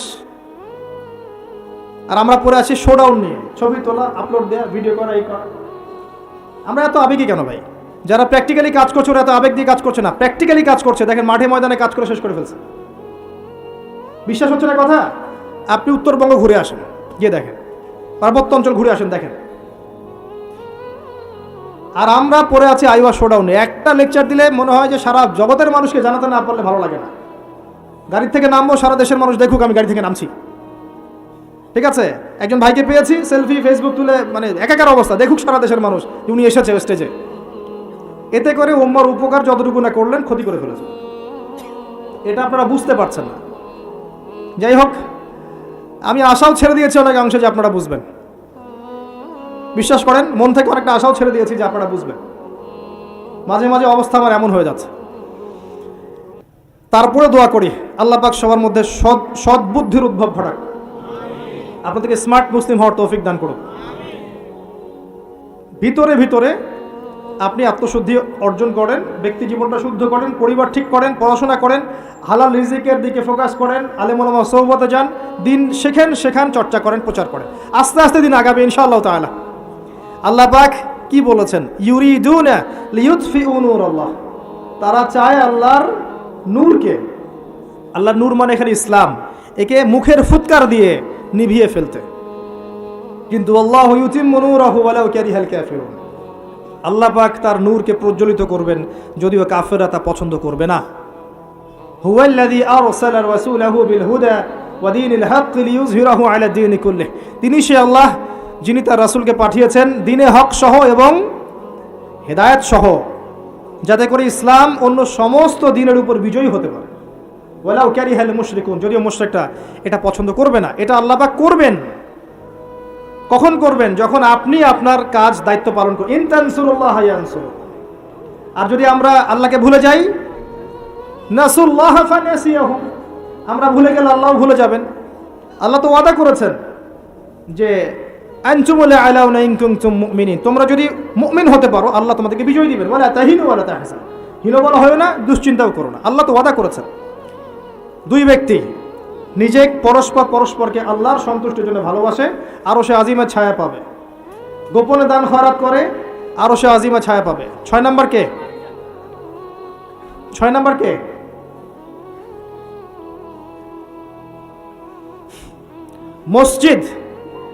মসজিদের সাথে যাদের কলব অন্তর জুড়ে থাকে, এরা হচ্ছে এক শ্রেণী। আমি সিরিয়াল 1 নাম্বার বলেছি ন্যায়পরায়ণ বাদশা।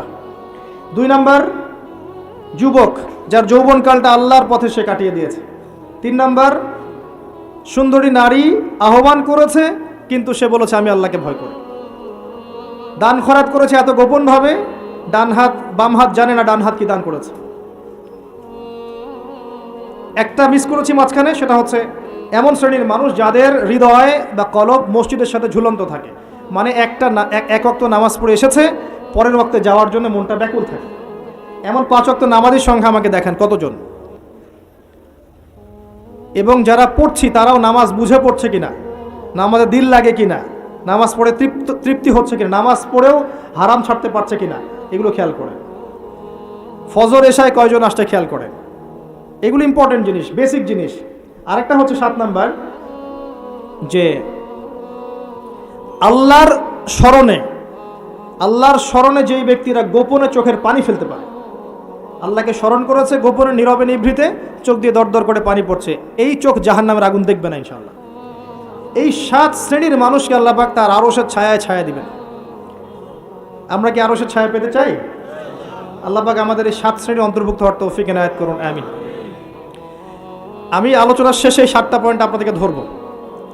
আমি জিজ্ঞাসা করব কারা বলতে পারেন, শুধু হাত উঁচু করবেন। এখন না, শেষের দিকে, একটু পরে। যিনি সঠিক উত্তর দিতে পারবেন আমার পক্ষ থেকে স্পেশাল পুরস্কার আছে ইনশাআল্লাহ, হাদিয়া দিব ইনশাআল্লাহ একটা। যদি বলতে পারেন, 7টাই বলতে হবে, মনে মনে মুখস্থ করেন। লেকচার খালি শুনবেন, বাসায় গিয়ে ঘুমাবেন চলবে না। যেটা লেকচার শুনেছেন পড়া দিয়ে তারপর বাসায় যাবেন, এটা ক্লাসের মতো। এবার আসেন, এই আরশের ছায়া আল্লাহ পাক ছায়া দিবেন। এই আরশ আল্লাহ পাক সৃষ্টি করেছেন, তারপরে সৃষ্টি করেছেন কলম। কি সৃষ্টি করেছেন? কলম সৃষ্টি করে বলেছেন উকতুব, কলম বলেছে মাযা আকতুব, কলম তুমি লিখো। কলম বলেছে আমি কি লিখবো? আল্লাহ পাক বলেছেন কিয়ামত পর্যন্ত যা হবে সব লিখে ফেলো। কিয়ামত পর্যন্ত যা হবে সব লিখা আছে, আপনার তাকদীর নিয়ে দুশ্চিন্তা করবেন না।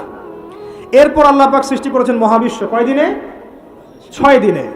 হুয়াল্লাযী খালাকাস সামাওয়াতি ওয়াল আরদা ফি 6 আইয়াম, 6 দিনে আল্লাহ পাক মহাবিশ্ব সৃষ্টি করেছেন। সুম্মা ইস্তাওয়া আলাল আরশ, এরপরে আরশে আজিমে সমাসীন হয়েছেন। এরপরে শোনেন, আল্লাহ পাক দীর্ঘদিন পর্যন্ত মানুষ সৃষ্টি করেননি।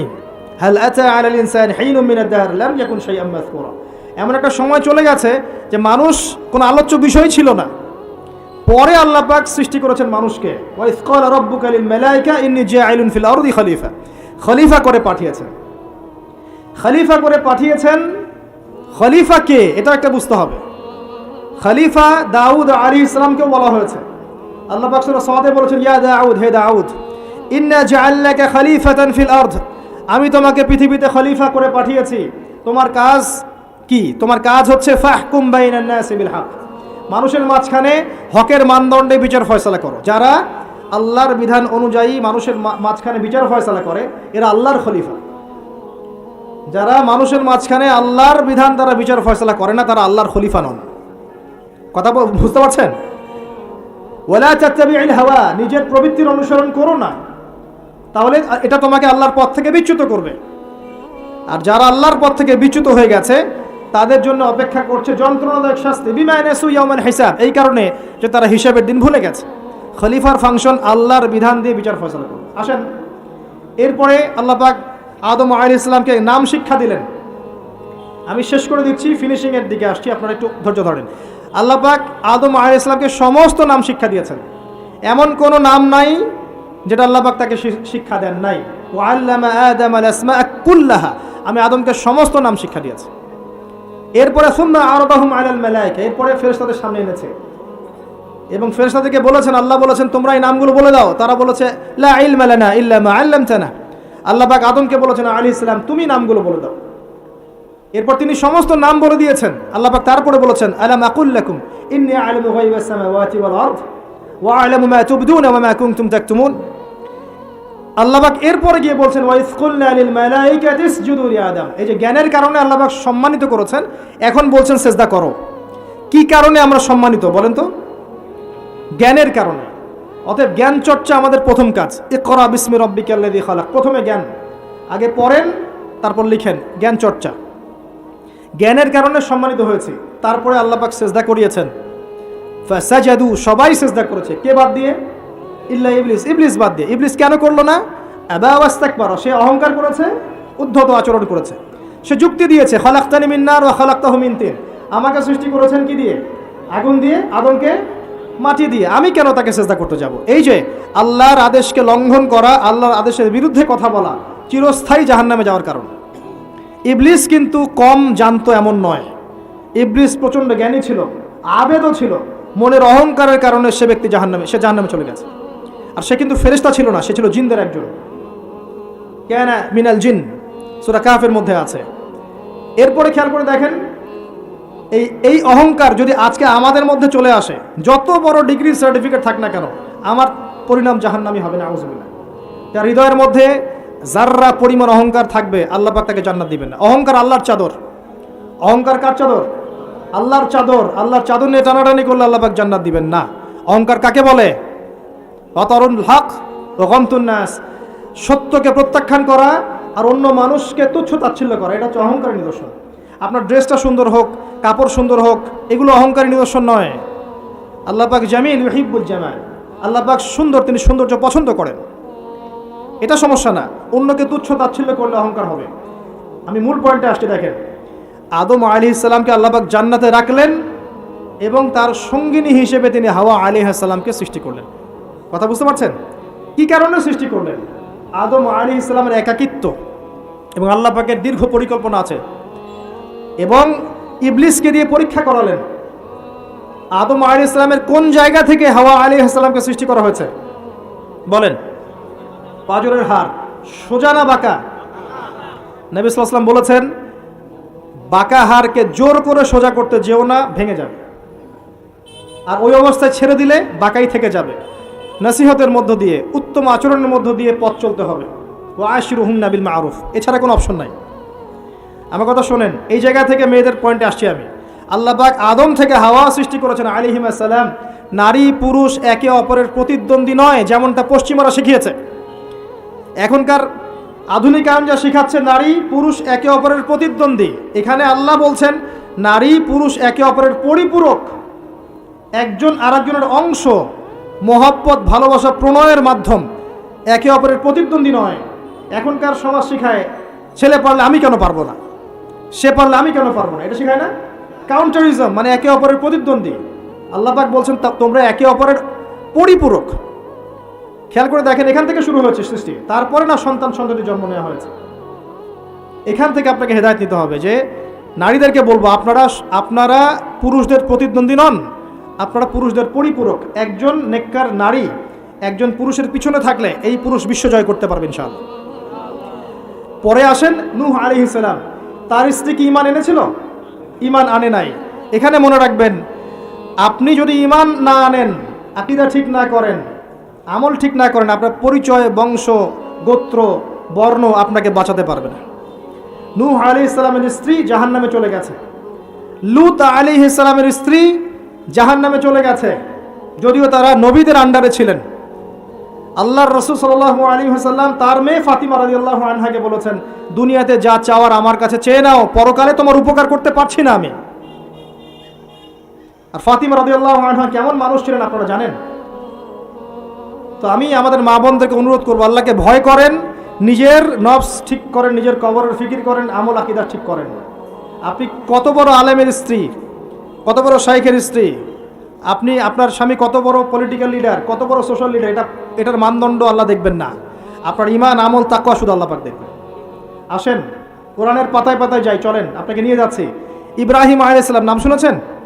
তার স্ত্রী সারা আলাইহিস সালাম পৃথিবীর সুন্দরী নারীদের মধ্যে অন্যতম। দুজন সুন্দরী নারীর কথা এসেছে, একজন হাওয়া আলাইহিস সালাম, একজন সারাহ আলাইহিস সালাম। আমাদের এইসব সুন্দরী নারীদের চেয়ে হাজার গুণ সুন্দরী ছিল, অত্যন্ত সুন্দরী। খেয়াল করে দেখবেন, এই যে ইব্রাহিম আলাইহিস সালামের বংশধর যারা, তাদের চেহারা এবং মানে সুরত কিন্তু অত্যন্ত সুন্দর। আমাদের নবী মুহাম্মদ সাল্লাল্লাহু আলাইহি ওয়াসাল্লাম প্রচণ্ড সুন্দর ছিলেন না? তার আদি পিতাকে ইসমাইল আলাইহিস সালাম না? ইসমাইল আলাইহিস সালাম ইব্রাহিম আলাইহিস সালামের সন্তান নয়? ওই দেখেন ব্লাড চলে আসছে। ইউসুফ আলাইহিস সালাম, তার বাবাকে ইয়াকুব আলাইহিস সালাম, তার বাবা ইসহাক আলাইহিস সালাম, তার বাবা ইব্রাহিম আলাইহিস সালাম। ওই যে একই লেগেসি দেখেন, তারা প্রচণ্ড সুন্দর ছিলেন। এমনকি নবী সাল্লাল্লাহু আলাইহি ওয়াসাল্লাম মেরাজের রাতে গিয়ে যখন ইব্রাহিম আলাইহিস সালামের সাথে সাক্ষাৎ করেছেন, তিনি পরে বলেছেন যে আমার শাকল সুরত আর ইব্রাহিম আলাইহিস সালামের চেহারার মধ্যে অনেক মিল আছে, সাদৃশ্য আছে, একই রকম। আমরা কিন্তু দরুদের মধ্যেও মুহাম্মদ সাল্লাল্লাহু আলাইহি ওয়াসাল্লামের নামের পাশে ইব্রাহিম আলাইহিস সালামের নাম বলছি। তাদের উভয়ের জীবনে প্রচণ্ড মিল ছিল, একই রকম ছিল। পয়েন্টে আসেন, সারা আলাইহিস সালাম অত্যন্ত সুন্দরী ছিলেন। তিনি একাই তার স্বামীর সাথে বের হয়ে চলে গেলেন কোথায়? ওই যে প্যালেস্টাইন, যেটা এখন দখল করে রেখেছে এই জিউসরা। তার সাথে কেউ নাই, ইব্রাহিম আলাইহিস সালামের সাথে পরিবার নাই, সমাজ নাই, কেউ নাই। তার স্ত্রী আছে। একজন নেককার স্ত্রী সাথে থাকলে স্বামী বিশ্ব জয় করতে পারবে। এই জায়গায় আমি ছেলে মেয়ে সবার জন্য হেদায়েতের কথা বলছি। মেয়েরা আমাকে অনেক অভিযোগ দিয়েছে, মেয়ে নিয়ে কোনো কথা বলিনি ওয়াজের মধ্যে। আমি এখন কিছু কথা বলে শেষ করছি ইনশাআল্লাহ। সারা আলাইহিস সালাম যখন যাচ্ছেন, একজন লম্পট রাজা, মনে আছে, লম্পট একজন বাদশা তাকে ভোগ করতে চেয়েছিল, তুলে নিয়ে কিডন্যাপ করেছে। এই সময় ইব্রাহিম আলাইহিস সালাম মাজুর ব্যক্তি, নামাজে দাঁড়িয়ে গেছেন, আল্লাহর কাছে সাহায্য চাচ্ছেন। এটাই নবীর সুন্নাহ। কোনো সমস্যায় পড়লে নামাজে দাঁড়িয়ে যেতেন। আর আমরা এখন সমস্যায় পড়লে হাউমাউ শুরু করি, তাই না? আর এদিকে সারা আলাইহিস সালাম আল্লাহর কাছে দোয়া করছেন, আল্লাহ তুমি যদি জেনে থাকো আমি আমার সতীত্ব আমার স্বামী ছাড়া অন্য কাউকে দেই নাই, তাহলে আজকে এই জালেমের হাত থেকে আমাকে রক্ষা করো। হাত বাড়াতে না বাড়াতেই তার হাত অবশ্যই পড়ে গেছে। সুবহানাল্লাহ। তিনবার চেষ্টা করেছে, তিনবার বেহুশ হয়ে পড়ে গেছে। এই সারা আলাইহিস সালামের মতো সতীত্ব রক্ষাকারী জেনারেশন কি এখন আছে? এখন তো নিজে নিজের সতীত্ব বিলিয়ে দিতে পারলে বাঁচে। এমনকি কেউ যদি নাও নেয় সতীত্ব, দেখা যায় যে নগ্ন ছবি তুলে ইমো, ফেসবুক, হোয়াটসঅ্যাপে আপলোড দিয়ে শেষ করে ফেলছে, তাই করছে না? ভিডিও কলে প্রেম হচ্ছে, আপনার এই যে গার্লফ্রেন্ড বয়ফ্রেন্ডের সাথে কফি খাচ্ছে, বিছানায় যাচ্ছে, ডেটিং করছে। বিয়ের আগে সব শেষ, বিয়ের পরে যখন এরা কোনো ঘরে যাবে, ওই ঘরে কি সুখ আসবে, শান্তি আসবে? মা বোনদেরকে বলবো, আর আমাদেরকে খেয়াল রাখতে হবে, আমরা যেন আমাদের ঘরে সারা আলাইহিস সালামের মতো মেয়ে স্ত্রী তৈরি করতে পারি। আল্লাহ পাক তৌফিক দান। দেখেন সতীত্বের পাওয়ার, আল্লাহ পাক হাত অবশ করে ফেললেন। এবার ওই বাচ্চা হাদিয়া দিচ্ছে হাজারা আলাইহিস সালামকে, ঠিক আছে? হাজারা আলাইহিস সালামকে ইব্রাহিম আলাইহিস সালাম বিয়ে করলেন, কি জন্য করলেন? সন্তানের জন্য। বাই দ্য ওয়ে, এখন আবার একাধিক বিয়ে যদি কেউ করে ফেলে, তাকে সমাজে এবার বাঁকা চোখে দেখা হয়, তার মনে চরিত্র সমস্যা আছে। কিন্তু বিয়ে না করে বিয়ের আগে 10টা প্রেম করলে কোনো সমস্যা নেই, বিয়ের আগে 1000টা জেনা করলে কোনো সমস্যা নাই, পতিতালয় গেলে সমস্যা নাই, ফ্রি মিক্সিং গেলে সমস্যা নাই, গার্লফ্রেন্ডকে নিয়ে ঘুরতে গেলে ডেটিং করলে কোনো সমস্যা নাই। আবার বিয়ে করে ঘরে স্ত্রী থাকতেও বাইরে পরকীয়া করলে কোনো সমস্যা নেই। এগুলোকে আমরা উন্মুক্ত করছি, কিন্তু কেউ সাহস করে যদি কোনো বিধবার দায়িত্ব নেয়, কোনো তালাকপ্রাপ্তার দায়িত্ব নেয়, কোনো অসহায় দায়িত্ব নেয়, তাকে খারাপ চোখে দেখা হয়। এই হলো আমাদের সাইকোলজি। অথচ আল্লাহ পাক এই বিধানটা দিয়েছেন কোরআন এবং সুন্নাহয়। যাই হোক, তার জন্য শর্ত আছে, শর্ত পূরণ না হলে করবেন না, কখনো ফরজ নয়। কিন্তু কেউ যদি শর্ত পূরণ করতে পারে, তাকে ডিসকারেজ কেন করতে যাবেন? সমাজ চেঞ্জ হয়ে গেছে। হাজারা আলাইহিস সালাম, এখান থেকে আমি আমাদের মা বোনদেরকে এবং আমাদেরকে একটা হেদায়েতের কথা বলবো ইনশাআল্লাহ। হাজারা আলাইহিস সালামের ঈমান, আমল, তাওয়াক্কুল দেখেন। তার গর্ভে আল্লাহ পাক সন্তান দিলেন ইসমাঈল আলাইহিস সালামকে। এবার আল্লাহ পাক বলছেন রেখে আসো, কোথায়? ওই মক্কায়, জনমানব শূন্য জায়গায় রেখে আসলেন। সাথে আছে সামান্য পানি, কিছু খেজুর, রেখে আসছেন। এবং ইব্রাহিম আলাইহিস সালাম পিছনে হেঁটে চলে যাচ্ছেন। হাজারা আলাইহিস সালাম বলছেন আইনা তাযহাবু ইয়া ইব্রাহিম, আপনি কোথায় যাচ্ছেন হে ইব্রাহিম? আপনি আমাদেরকে জনমানব শূন্য জায়গায় ফেলে কোথায় চলে যাচ্ছেন? ইব্রাহিম আলাইহিস সালাম কিচ্ছু বলছেন না, বুকের মধ্যে পাথর। স্ত্রী সন্তানকে জনমানব শূন্য জায়গায় রেখে গেলে কি ভালো লাগবে? কেন? বুকের মধ্যে পাথর, চুপ করে আছেন। এক পর্যায়ে হাজরা আলাইহিস সালাম বলছেন, আপনি কি আল্লাহর আদেশে এই কাজটা করছেন? তখন তিনি বলছেন, হ্যাঁ নাম, এতটুকু বলেছেন, আমি আল্লাহর আদেশে করছি। এবার এই দেখেন, হাজরা আলাইহিস সালাম বলছেন, যদি আল্লাহর আদেশে আপনি করে থাকেন তাহলে আল্লাহ কোনোদিনও আমাদেরকে ধ্বংস করবেন না ইনশাআল্লাহ। তাওয়াক্কুল। আমি আপনাকে বুঝাই, এখানে কোনো মানুষ নাই, কোনো খাবার নাই, কোনো পানিও নাই, তারপরেও তিনি বলছেন আল্লাহ ধ্বংস করবেন না। আপনি কি বুঝতে পারছেন কি অবস্থা? এবার খাবার পানি শেষ হয়ে গেল, সাই করছেন সাফা টু মারওয়া, মারওয়া টু সাফা, শুধু এক ফোঁটা পানির জন্য। কাকে খাওয়াবেন? বাচ্চাকে। এই দৌড়টা আল্লাহ পাকের কাছে এত পছন্দ হয়েছে, কিয়ামত পর্যন্ত হজের মধ্যে আল্লাহ পাক রেখে দিয়েছেন এটাকে। আপনি সাই করছেন, এটা কার সুন্নাহ? হাজরা আলাইহিস সালামের। হজের ম্যাক্সিমাম কাজগুলি তাদের পরিবারের কেন্দ্রিক। জামরায় পাথর নিক্ষেপ করা, এই যে তাওয়াফ করছেন, মাকাম ইব্রাহিমে দাঁড়িয়ে নামাজ পড়ছেন, সব কিন্তু এই বংশের সাথে জড়িত। এই ইসমাইল আলাইহিস সালাম, এই হাজরা আলাইহিস সালামের গর্ভ থেকে এসেছেন। যেমন মা তেমন সন্তান। ইসমাইল আলাইহিস সালামকে তার বাবা মানুষ করেননি, তাকে মানুষ করেছেন তার মা। বাবা কিন্তু অনেক দূরে প্যালেস্টাইনে, মাঝে মাঝে আসেন, মাঝে মাঝে যান। কথা বুঝতে পারছেন? এরকম মায়ের গর্ভ থেকেই এমন সন্তান পাওয়া সম্ভব, যেই সন্তানকে তার বাবা বলছেন যে ইয়া বুনাই ইন্নী আরা ফিল মানামি আন্নী আযবাহুক, হে আমার সন্তান, আমি স্বপ্নে দেখেছি আমি তোমাকে জবাই করছি, ফানজুর মায়াদা তারা, তোমার রায় কি আমাকে বলো। এই বাচ্চা তখন বলছে, বাচ্চার বয়স 10, 12, 15, 16 এতটুকু হবে।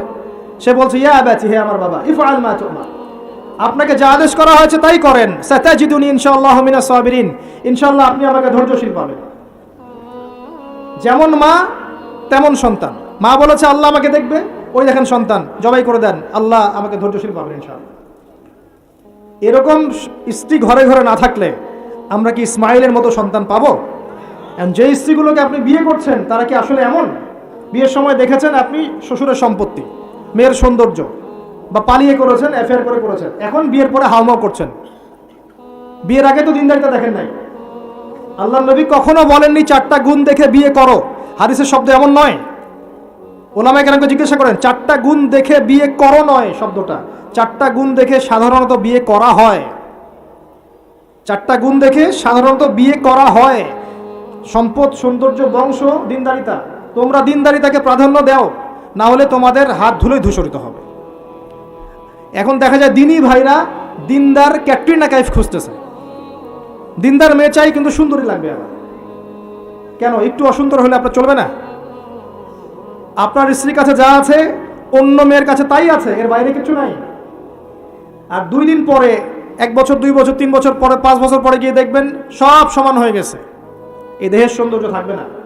মনে তাকওয়া থাকলে, আল্লাহওয়ালা স্ত্রী হলে আপনি দুনিয়াতে জান্নাতে থাকবেন ইনশাআল্লাহ।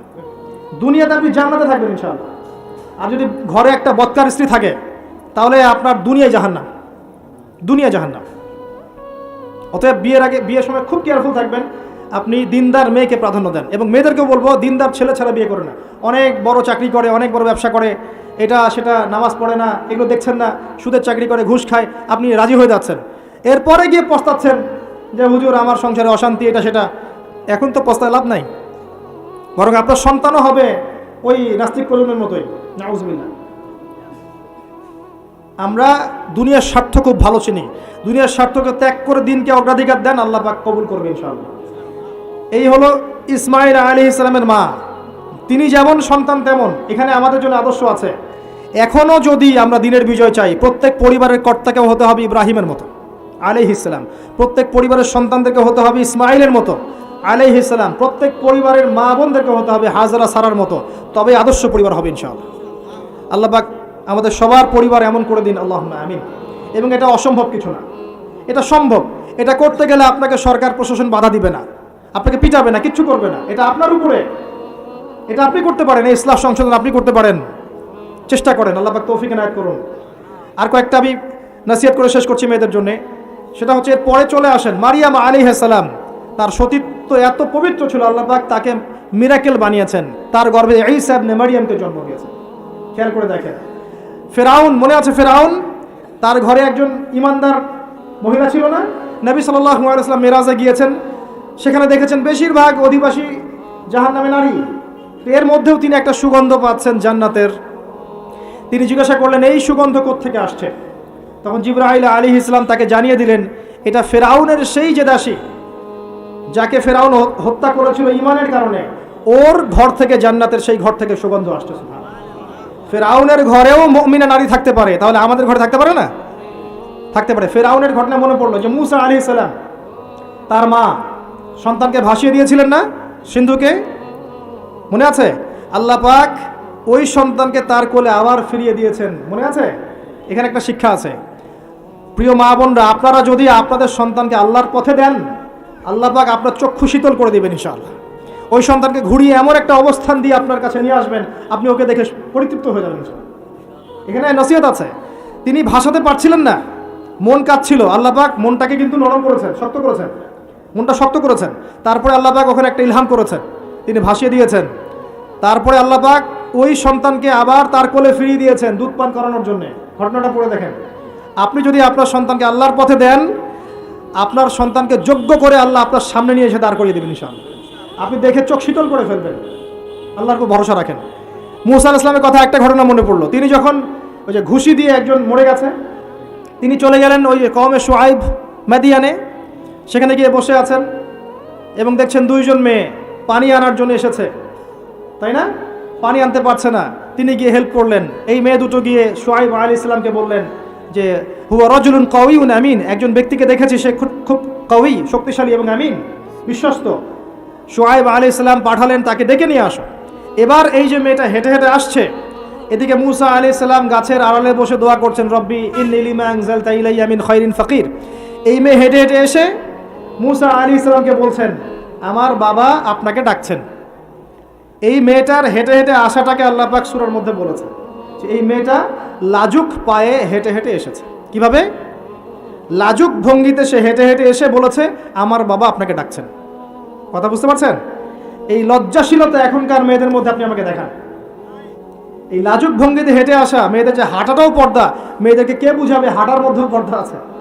কে বুঝাবে যে গলার ভয়েসে পর্দা আছে, চোখের চাহনিতে পর্দা আছে? একটা মেয়ে সব কিছু ঢেকেছে, মনে করেন চোখটা ঢাকে নাই, এই চোখ দুটো দেখেই একটা ছেলে তার প্রেমে পড়তে পারে। একটা ছেলে হিসেবে বলছি, এটা সম্ভব। একটা হাতের কবজি দেখে আপনি একটা মেয়ের প্রেমে পড়তে পারেন, ভালো লাগতে পারে, সম্ভব। মেয়েদেরকে আল্লাহ পাক এত সুন্দর করে সৃষ্টি করেছে। আল্লাহ পাকের সবচেয়ে শ্রেষ্ঠ সৃষ্টি হচ্ছে মেয়েরা। মানুষ তো অবশ্যই, তারপরে মেয়ে মানুষ। এই নারী আপনার হয় জান্নাতের মাধ্যম হবে, অথবা আপনার জীবনের সবচেয়ে বড় ফিতনা হবে। কারণ নবী সাল্লাল্লাহু আলাইহি ওয়াসাল্লাম বলেছেন, আমি পুরুষদের জন্য মহিলাদের চেয়ে বড় কোনো ফিতনা রেখে যাচ্ছি না। প্রচন্ড বড় ফিতনা হতে পারে, সাবধান। তো এখানে দেখেন মেয়ের হাঁটার বর্ণনা আল্লাহ পাক দিয়েছেন। এখনকার জেনারেশনে মেয়েদেরকে আপনি হাঁটা শেখান, রাস্তাঘাটে, শপিং মলসে, সব জায়গায় দেখবেন গেঞ্জি আর জিন্স আর টি শার্ট পরে, ফর্মাল পোশাক পরে, স্যুট বুট পরে ঘুরছে। মাঝে মাঝে পোশাকের এখানে ওখানে ফাড়া ছেঁড়া, এটাই নাকি স্টাইল। এমন পোশাক পরছে যেটা পরেও দেহের অঙ্গ প্রত্যঙ্গ বোঝা যাচ্ছে, এমন পোশাক পরছে যেটা বাহির থেকে ভিতরের অঙ্গ দেখা যাচ্ছে। অমুসলিমদের পোশাক পরছে, ছেলেদের পোশাক পরছে, এগুলো সবই আখিরুজ জামানের সাইন। আখিরুজ জামান এরকম মেয়েদের সংখ্যা বাড়বে। নিসাউন কাসিয়াতুন আরিয়া, এরা কাপড় পরেও নগ্ন থাকবে। মুইলাতুন মামিলাত, এরা মানুষকে আকৃষ্ট করবে, নিজেরাও আকৃষ্ট হবে। এরা জান্নাতের গন্ধও পাবে না, যদিও জান্নাতের গন্ধ যোজন যোজন দূর থেকে পাবে। আখিরুজ জামানের সাইন আপনি দেখবেন, মেয়েরা ছেলেদের পোশাক পরে ঘুরছে। এখন এই শুআইব আলাইহিস সালামের মেয়ের মতো এদেরকে কে লজ্জা শেখাবে? নাই লজ্জা শরমের বালাই। স্যার ক্লাস নিচ্ছে, সে গোল হয়ে বসে আছে, কোচিং করছে। টিচার গায়রে মাহরাম, সে ক্লাস নিচ্ছে, পড়াচ্ছে, গোল টেবিল করে বসে আছে মেয়েরা। দেখবেন কারো গায়ে হিজাব নাই, সালোয়ার কামিজ পরে ক্লাস করছে এবং দেহের অঙ্গ প্রত্যঙ্গ বোঝা যাচ্ছে। এবং কোনো কোনো সময় দেখবেন টিচারও সুযোগ নিচ্ছে, গায়ে হাত দিচ্ছে, বলছে ও তো আমার মেয়ের মতো। হ্যাঁ, আমরা তো ইউনিভার্সিটিতে পড়েছি। এরপরে খেয়াল করে দেখবেন টিচারের সাথে ছাত্রীর প্রেম হয়ে গেছে। কত মেয়ে যে রেপের শিকার হচ্ছে, মুখ ফুটে বলে না। যে কয়টা খবর আসে পেপার পত্রিকা, এগুলো খুব নগণ্য খবর, বাস্তবতা আরো অনেক কঠিন, পরিসংখ্যান অনেক বেশি, অনেক বেশি। মেয়েরা তো আর মুখ ফুটে বলবে না আমার সাথে এরকম অন্যায় করা হয়েছে। কিছু কিছু মেয়ে যখন বলে তখন আপনি খবর পান। অনেক মেয়ে প্রাইমারি স্কুল থেকেও, তারা প্রাইমারি লেভেল থেকে একদম বয়স যখন 10-15 এখান থেকে শুরু করে কলেজ পর্যন্ত ধর্ষণের শিকার হয়েছে, রেপের শিকার হয়েছে, গার্লফ্রেন্ড বয়ফ্রেন্ডের দ্বারা বা টিচারের দ্বারা, কোনো কোনো ক্ষেত্রে চলতে ফিরতে গুন্ডা মাস্তানের দ্বারা। এটা হচ্ছে ফ্রি মিক্সিং কারণে। ছেলে আর মেয়েকে আপনি একসাথে জড়িয়ে দিয়েছেন, এগুলো চলবেই এখন। অনেক সময় এমনও হয়েছে মেয়ে পড়াচ্ছেন, চারপাশে গোল হয়ে বসে আছে ছেলেরা। আর কখন আমরা এমনও দেখেছি যে কলেজে মাঠের মধ্যে বসে আছে ছেলে মেয়ে একসাথে গোল হয়ে, গ্রুপ স্টাডি। মিথ্যা কথা বলছে? Group study. কলেজে আন্দোলনের সময় দেখেছি, কোনো দাবি নিয়ে আন্দোলন হচ্ছে, দেখবেন যে এই যে ছেলে শুয়ে আছে মেয়ের কোলে মাথা দিয়ে, মনে হচ্ছে সে আমাদের স্ত্রী মনে হয়। এগুলো কি? এগুলো চলছে এখন। এখানে আপনি কিভাবে আপনার বাসায় পর্দা ধরে রাখবেন? কিভাবে সম্ভব? বেশি বেশি মেয়েদের যুগোপযোগী মাদ্রাসার প্রয়োজন, বেশি বেশি মেয়েদের ইসলাহি আলোচনার দরকার, মেয়েদের মধ্যে দাওয়াতি কাজের দরকার। এবং মেয়েদেরকে অনেক সময় দাওয়াতি কাজের অভাবে ভুল দাওয়াত দিয়ে বাড়ির থেকে বের করে নিচ্ছে, মাহারাম ছাড়া সফর দিচ্ছে। খেয়াল করে দেখেন, এমন অনেকও জামাত বের হচ্ছে মাহারাম ছাড়া জেলায় জেলায় সফর, দলিল দিচ্ছে এটাও নাকি জিহাদ। নাউযুবিল্লাহ। কিভাবে হচ্ছে? কারণ আমরা যেহেতু ওদের দাওয়াতটা কমিয়ে দিচ্ছি, মেয়েরা মেয়েদের মধ্যে দাওয়াতি কাজ করছে না, দাওয়াত সংকীর্ণ, বেদাতিরা এবং ভ্রষ্ট যারা পথভ্রষ্ট এরা ওদেরকে ঘর থেকে বের করে নিচ্ছে, ইসলামের নামেও বোরখা পরিয়েও বের করে নিচ্ছে। খুব অবস্থা খারাপ। আপনি খেয়াল করেন, দেখবেন এগুলো ধরতে পারবেন। তো এই বিষয়গুলো খেয়াল রাখেন। কোরআনের পাতায় পাতায় হেদায়েত আছে। আমি বললে অনেক লম্বা হয়ে যাবে, শেষ করছি এদিকে এসে। সর্বশেষ নবী আসেন মুহাম্মদ সাল্লাল্লাহু আলাইহি ওয়াসাল্লাম। তার জীবনে এই যে 23 বছরের মিশন, এই মিশনে সবচেয়ে বড় ভূমিকা কে রেখেছেন বলেন তো? তার স্ত্রী খাদিজা রাদিয়াল্লাহু আনহা। মক্কার 13 বছর মানুষ তাকে যতটা না বিশ্বাস করেছে, খাদিজা রাদিয়াল্লাহু আনহা শুরু থেকে তার পাশে ছিলেন। শেষ বয়সে গিয়ে নবী সাল্লাল্লাহু আলাইহি ওয়াসাল্লাম তার কথা বেশি বেশি বলতেন। আয়েশা রাদিয়াল্লাহু আনহা স্বভাবগত কারণেই, একটা মানবিক একটা মেয়েদের আচরণগত কারণেই জেলাস ফিল করতেন যে আপনি তার কথা বারবার কেন বলেন। তিনি বলতেন, হে আয়েশা, তোমরা খাদিজাকে ভালো মন্দ বলো না, যখন কেউ আমার কথা বিশ্বাস করে নাই খাদিজা করেছে রাদিয়াল্লাহু আনহা। তিনি এমন একজন মানুষ ছিলেন যিনি তার প্রতিপত্তি, সম্পদ, সামাজিক খ্যাতি সবকিছু ইসলামের কল্যাণে ঢেলে দিয়েছেন। হেরা গুহায় নবী সাল্লাল্লাহু আলাইহি ওয়াসাল্লাম যখন বসে থাকতেন, তিনি গিয়ে খাবার পানি দিয়ে আসতেন। হেরা গুহায় একবার উঠে দেখেন কত উঁচু, কত কষ্ট। আমরা যুবক বয়সে উঠতে পারবো না, এখন সহজ, তারপরেও কষ্ট আছে। এখন না হয় সহজ, ওই সময় কি সিঁড়ি ছিল? তিনি এভাবে উঠতেন, খাবার দিতেন। চিন্তা করে দেখেন, একজন নারী কাজটা করতেন। এবার আসেন, খাদিজা রাদিয়াল্লাহু আনহার বান্ধবীদেরকে খুঁজে খুঁজে নবী সাল্লাল্লাহু আলাইহি ওয়াসাল্লাম গোশত হাদিয়া পাঠাতেন, তাকে এত ভালোবাসতেন। জিবরাইল আলাইহিস সালাম এসে খাদিজা রাদিয়াল্লাহু আনহাকে সালাম দিয়েছেন। নবীজিকে বলেছেন, ওই যে খাদিজা আসছে ইয়া রাসূলুল্লাহ, তিনি যখন আসবেন তাকে বলবেন যে জিবরাইল আলাইহিস সালাম তাকে সালাম দিয়েছেন, এবং আল্লাহ পাক তার জন্য জান্নাতে এমন একটা ঘর নির্মাণ করেছেন যেখানে কোনো হট্টগোল নাই, কোনো শোরগোল নাই। খাদিজা রাদিয়াল্লাহু আনহা তার ইন্তেকালে নবী সাল্লাল্লাহু আলাইহি ওয়াসাল্লাম অত্যন্ত ব্যথিত হয়েছিলেন, অত্যন্ত ব্যথিত হয়েছিলেন। তার বয়স তখন কত? 23। খাদিজা রাদিয়াল্লাহু আনহার বয়স তখন 40, বিয়ের সময়। কোন ছেলে কি সাধারণত এত বছরের মানে মহিলাকে বিয়ে করতে চাইবে? নবী সাল্লাল্লাহু আলাইহি ওয়াসাল্লাম করেছেন। তাদের মাঝে এত হৃদ্যতা, ভালোবাসা ছিল যেটা অন্য কোথাও ছিল না। হ্যাঁ, পরবর্তীতে আয়েশা রাদিয়াল্লাহু আনহার ক্ষেত্রেও নবী সাল্লাল্লাহু আলাইহি ওয়াসাল্লাম বলেছেন যে আমার মন আয়েশার দিকে বেশি টানে, এই কারণে তোমরা আমাকে ভৎসনা করো না। মানুষের মন সব দিকে সমান তো হবে না, কারো দিকে একটু বেশি ঝুঁকবে, এই জন্য তোমরা আমাকে ভৎসনা করো না। আয়েশা রাদিয়াল্লাহু আনহা যতগুলো হাদিস আপনি জানছেন, এর মধ্যে ম্যাক্সিমাম হাদিস যে কয়েকজন রাবি বর্ণনা করেছেন তার মধ্যে একজন হচ্ছেন আয়েশা রাদিয়াল্লাহু আনহা। এই ঘরের হাদিসগুলো কার থেকে জানলেন? আয়েশা রাদিয়াল্লাহু আনহা থেকে। ইসলামের খেদমতে আয়েশা রাদিয়াল্লাহু আনহার যে ভূমিকা, আমাদের এই সেকুলার সোসাইটির সমস্ত নারীকে একত্রিত করলেও কোনো খেদমত আসবে না, আসবে? তিনি স্বামীর অকৃতজ্ঞ হয়, লানত করে, অভিশাপ দেয়, বুক চাপড়ায়, মাতম করে এবং আল্লাহ এবং তার রাসূলের অবাধ্য হয়। 4টা কারণ এসেছে মোটামুটিভাবে। মৃত্যুবরণ করলে কেউ তারা মাতম করে, ঘাত পাত, থাপড় দেয়, চাপড়ায়, জামা কাপড় ছিঁড়ে ফেলে, অনেক ক্ষেত্রে এমন করে। এই কারণে মাইয়াতকে শাস্তি দেওয়া হয়, মা বোনদেরকে এটা ত্যাগ করতে হবে। এরপরে স্বামীর অকৃতজ্ঞ হয়, স্বামী সারা জীবন যদি তার জন্য কাজ করে, তার জন্য তার ভরণ পোষণের ব্যবস্থা করে, একদিন যদি কোনো কিছু ভালো না পায় বলে বসে সারা জীবন তোমার কাছে কিছুই পেলাম না, এবং বেশি বেশি অভিশাপ দেয়, ঝগড়া লাগলেই গালিগালাজ এবং অভিশাপ দিয়ে বসে। এই কাজগুলো যদি তারা ত্যাগ করতে পারে, ইনশাল্লাহ তারা বেশি বেশি জাহান্নামে যাবে না। তবে তাদের বেশি বেশি জাহান্নামে যাওয়ার বর্তমান মডার্ন একটা কারণ হচ্ছে ফ্যামিনিস্ট রেভলিউশন।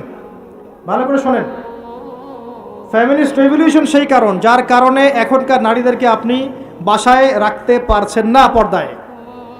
এর কারণে মেয়েরা বাইরে বের হয়ে যাবে, ফ্রি মিক্সিংয়ে যাবে, পর্দা ছেড়ে দিবে, নামাজ কালাম দেখবেন ঠিক ঠিকানা নাই, দেখবেন দিনের জ্ঞান অর্জন করবে না, বেশি বেশি হারাম রিলেশনশিপে লিপ্ত হবে, জেনা বাড়বে, ধর্ষণ বাড়বে, পরকীয়া বাড়বে, আস্তে আস্তে তারা জাহান্নামে।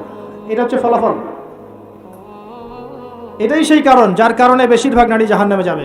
খুব সতর্ক থাকবেন। কোনো কোনো ক্ষেত্রে দেখা যায় সামান্য দুনিয়ার স্বার্থে তারা নগ্ন হয়ে মডেলিং করতেও দ্বিধাবোধ করছে না, নগ্ন হয়ে ফিল্মগুলোতে কাজ করতেও দ্বিধাবোধ করছে না, ইজ্জত বিলিয়ে দিয়ে টাকা কামাই করতে দ্বিধাবোধ করছে না।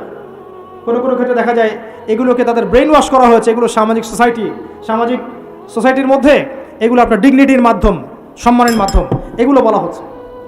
এই বিষয়গুলো খেয়াল রাখবেন, এই বিষয়গুলো খেয়াল রাখবেন আল্লাহর ওয়াস্তে। এগুলো সম্মানের মানদণ্ড নয়।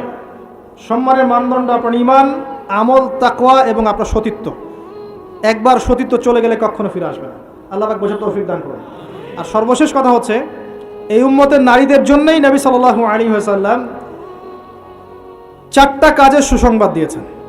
4টা কাজ করতে পারলেই জান্নাতের যে কোনো দরজা দিয়ে ইচ্ছা তারা প্রবেশ করতে পারবে।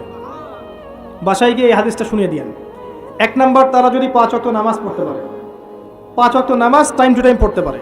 2 নাম্বার, তারা যদি রমজান মাসে সওম রাখতে পারে। 3 নাম্বার, তারা যদি লজ্জাস্থানের হেফাজত করতে পারে, মানে পর্দা করতে পারে। এখানে আমি খাস পর্দা বোঝাচ্ছি, ডিজিটাল পর্দা বোঝাচ্ছি না, খাস পর্দা বোঝাচ্ছি। পোশাক এমন হবে না যেটা পরলে শরীরের কাঠামো বোঝা যায়, এমন পোশাক চলবে না। পোশাক এমন হবে না যেটা পরলেও বাহির থেকে ভিতরের অঙ্গ দেখা যায়। পোশাক এমন হবে না যেটা অমুসলিমদের সাথে সাদৃশ্য আছে। আর পোশাক এমন হবে না যেটা পুরুষদের পোশাক। তারা যদি তাদের লজ্জাস্থানকে হেফাজত করতে পারে। আর 4 নাম্বার, যদি স্বামীর আনুগত্য করতে পারে। এই 4টা কাজ যে নারী করতে পারবেন, ইনশাআল্লাহ জান্নাতের যে কোনো দরজা দিয়ে ইচ্ছা প্রবেশ করতে পারবেন ইনশাআল্লাহ তাআলা। আমরা পারিবারিক ক্ষেত্রে স্বামীদেরকে অনুরোধ করব, আমাদের অনেক দোষ আছে, স্বামী ভাই পিতাদেরকে অনুরোধ করব যে মেয়েদেরকে ছোটবেলা থেকে পড়াশোনা শেখান। কন্যা সন্তান হলে মুখটা কালো করার দরকার নাই। তারা আমাদের বোঝা নয়, বরং তারাই দেখবেন ওমর, খালিদ, ওসমান, আলীর মতো সন্তান জন্ম দেবে ইনশাআল্লাহ আযজা ওয়া জাল্লা। তাদের গর্ভ থেকেই সন্তান জন্ম হবে ইনশাআল্লাহ। সন্তান মেয়ে হলে মুখটা কালো করার প্রয়োজন নেই। আমরা ওদেরকে দিন শিক্ষা দিব, উপযুক্ত পরিবেশ দিব, নিরাপত্তা দিব, নিরাপদ পরিবেশে দিন শেখার ব্যবস্থা করব। এটা আমাদের উপর দায়িত্ব। তাদেরকে সম্পত্তির অধিকার দিতে হবে, এটা আমাদের উপর দায়িত্ব। জুলুম করা যাবে না, তাদের উপর জুলুম করা যাবে না। তাদের ব্যাপারটা, ফিতরতটা হচ্ছে তারা একটু বক্র হবে। তাদের ফিতরত, তাদের চরিত্র স্বভাব হচ্ছে তারা একটু বক্র হবে। এটাকে মেনে নিয়েই চলতে হবে। ফিতরত এটা ওদের, তারা বক্র হবে। আপনাকে আমাকে মেনে নিয়েই চলতে হবে। আল্লাহ পাক তৌফিক দান করেন। এটা এই জায়গায় শয়তান এসে সুযোগ খুঁজবে, এই জায়গায় শয়তান এসে সুযোগ খুঁজবে। এখানেই সবরের পরিচয় দিতে হবে। আল্লাহ পাক তৌফিক দান করেন। তাদের দিন শিক্ষা নিশ্চিত করার পর আমলের এখতিয়ার দিতে হবে। সারাদিন ওদেরকে দুনিয়ার কাজে ব্যস্ত করে রাখবেন না। আমরা ওদের উপর যত কাজের চাপ দিয়ে রাখি, এই কাজগুলো করার পর আমল করার ওদের ফুরসত থাকে না।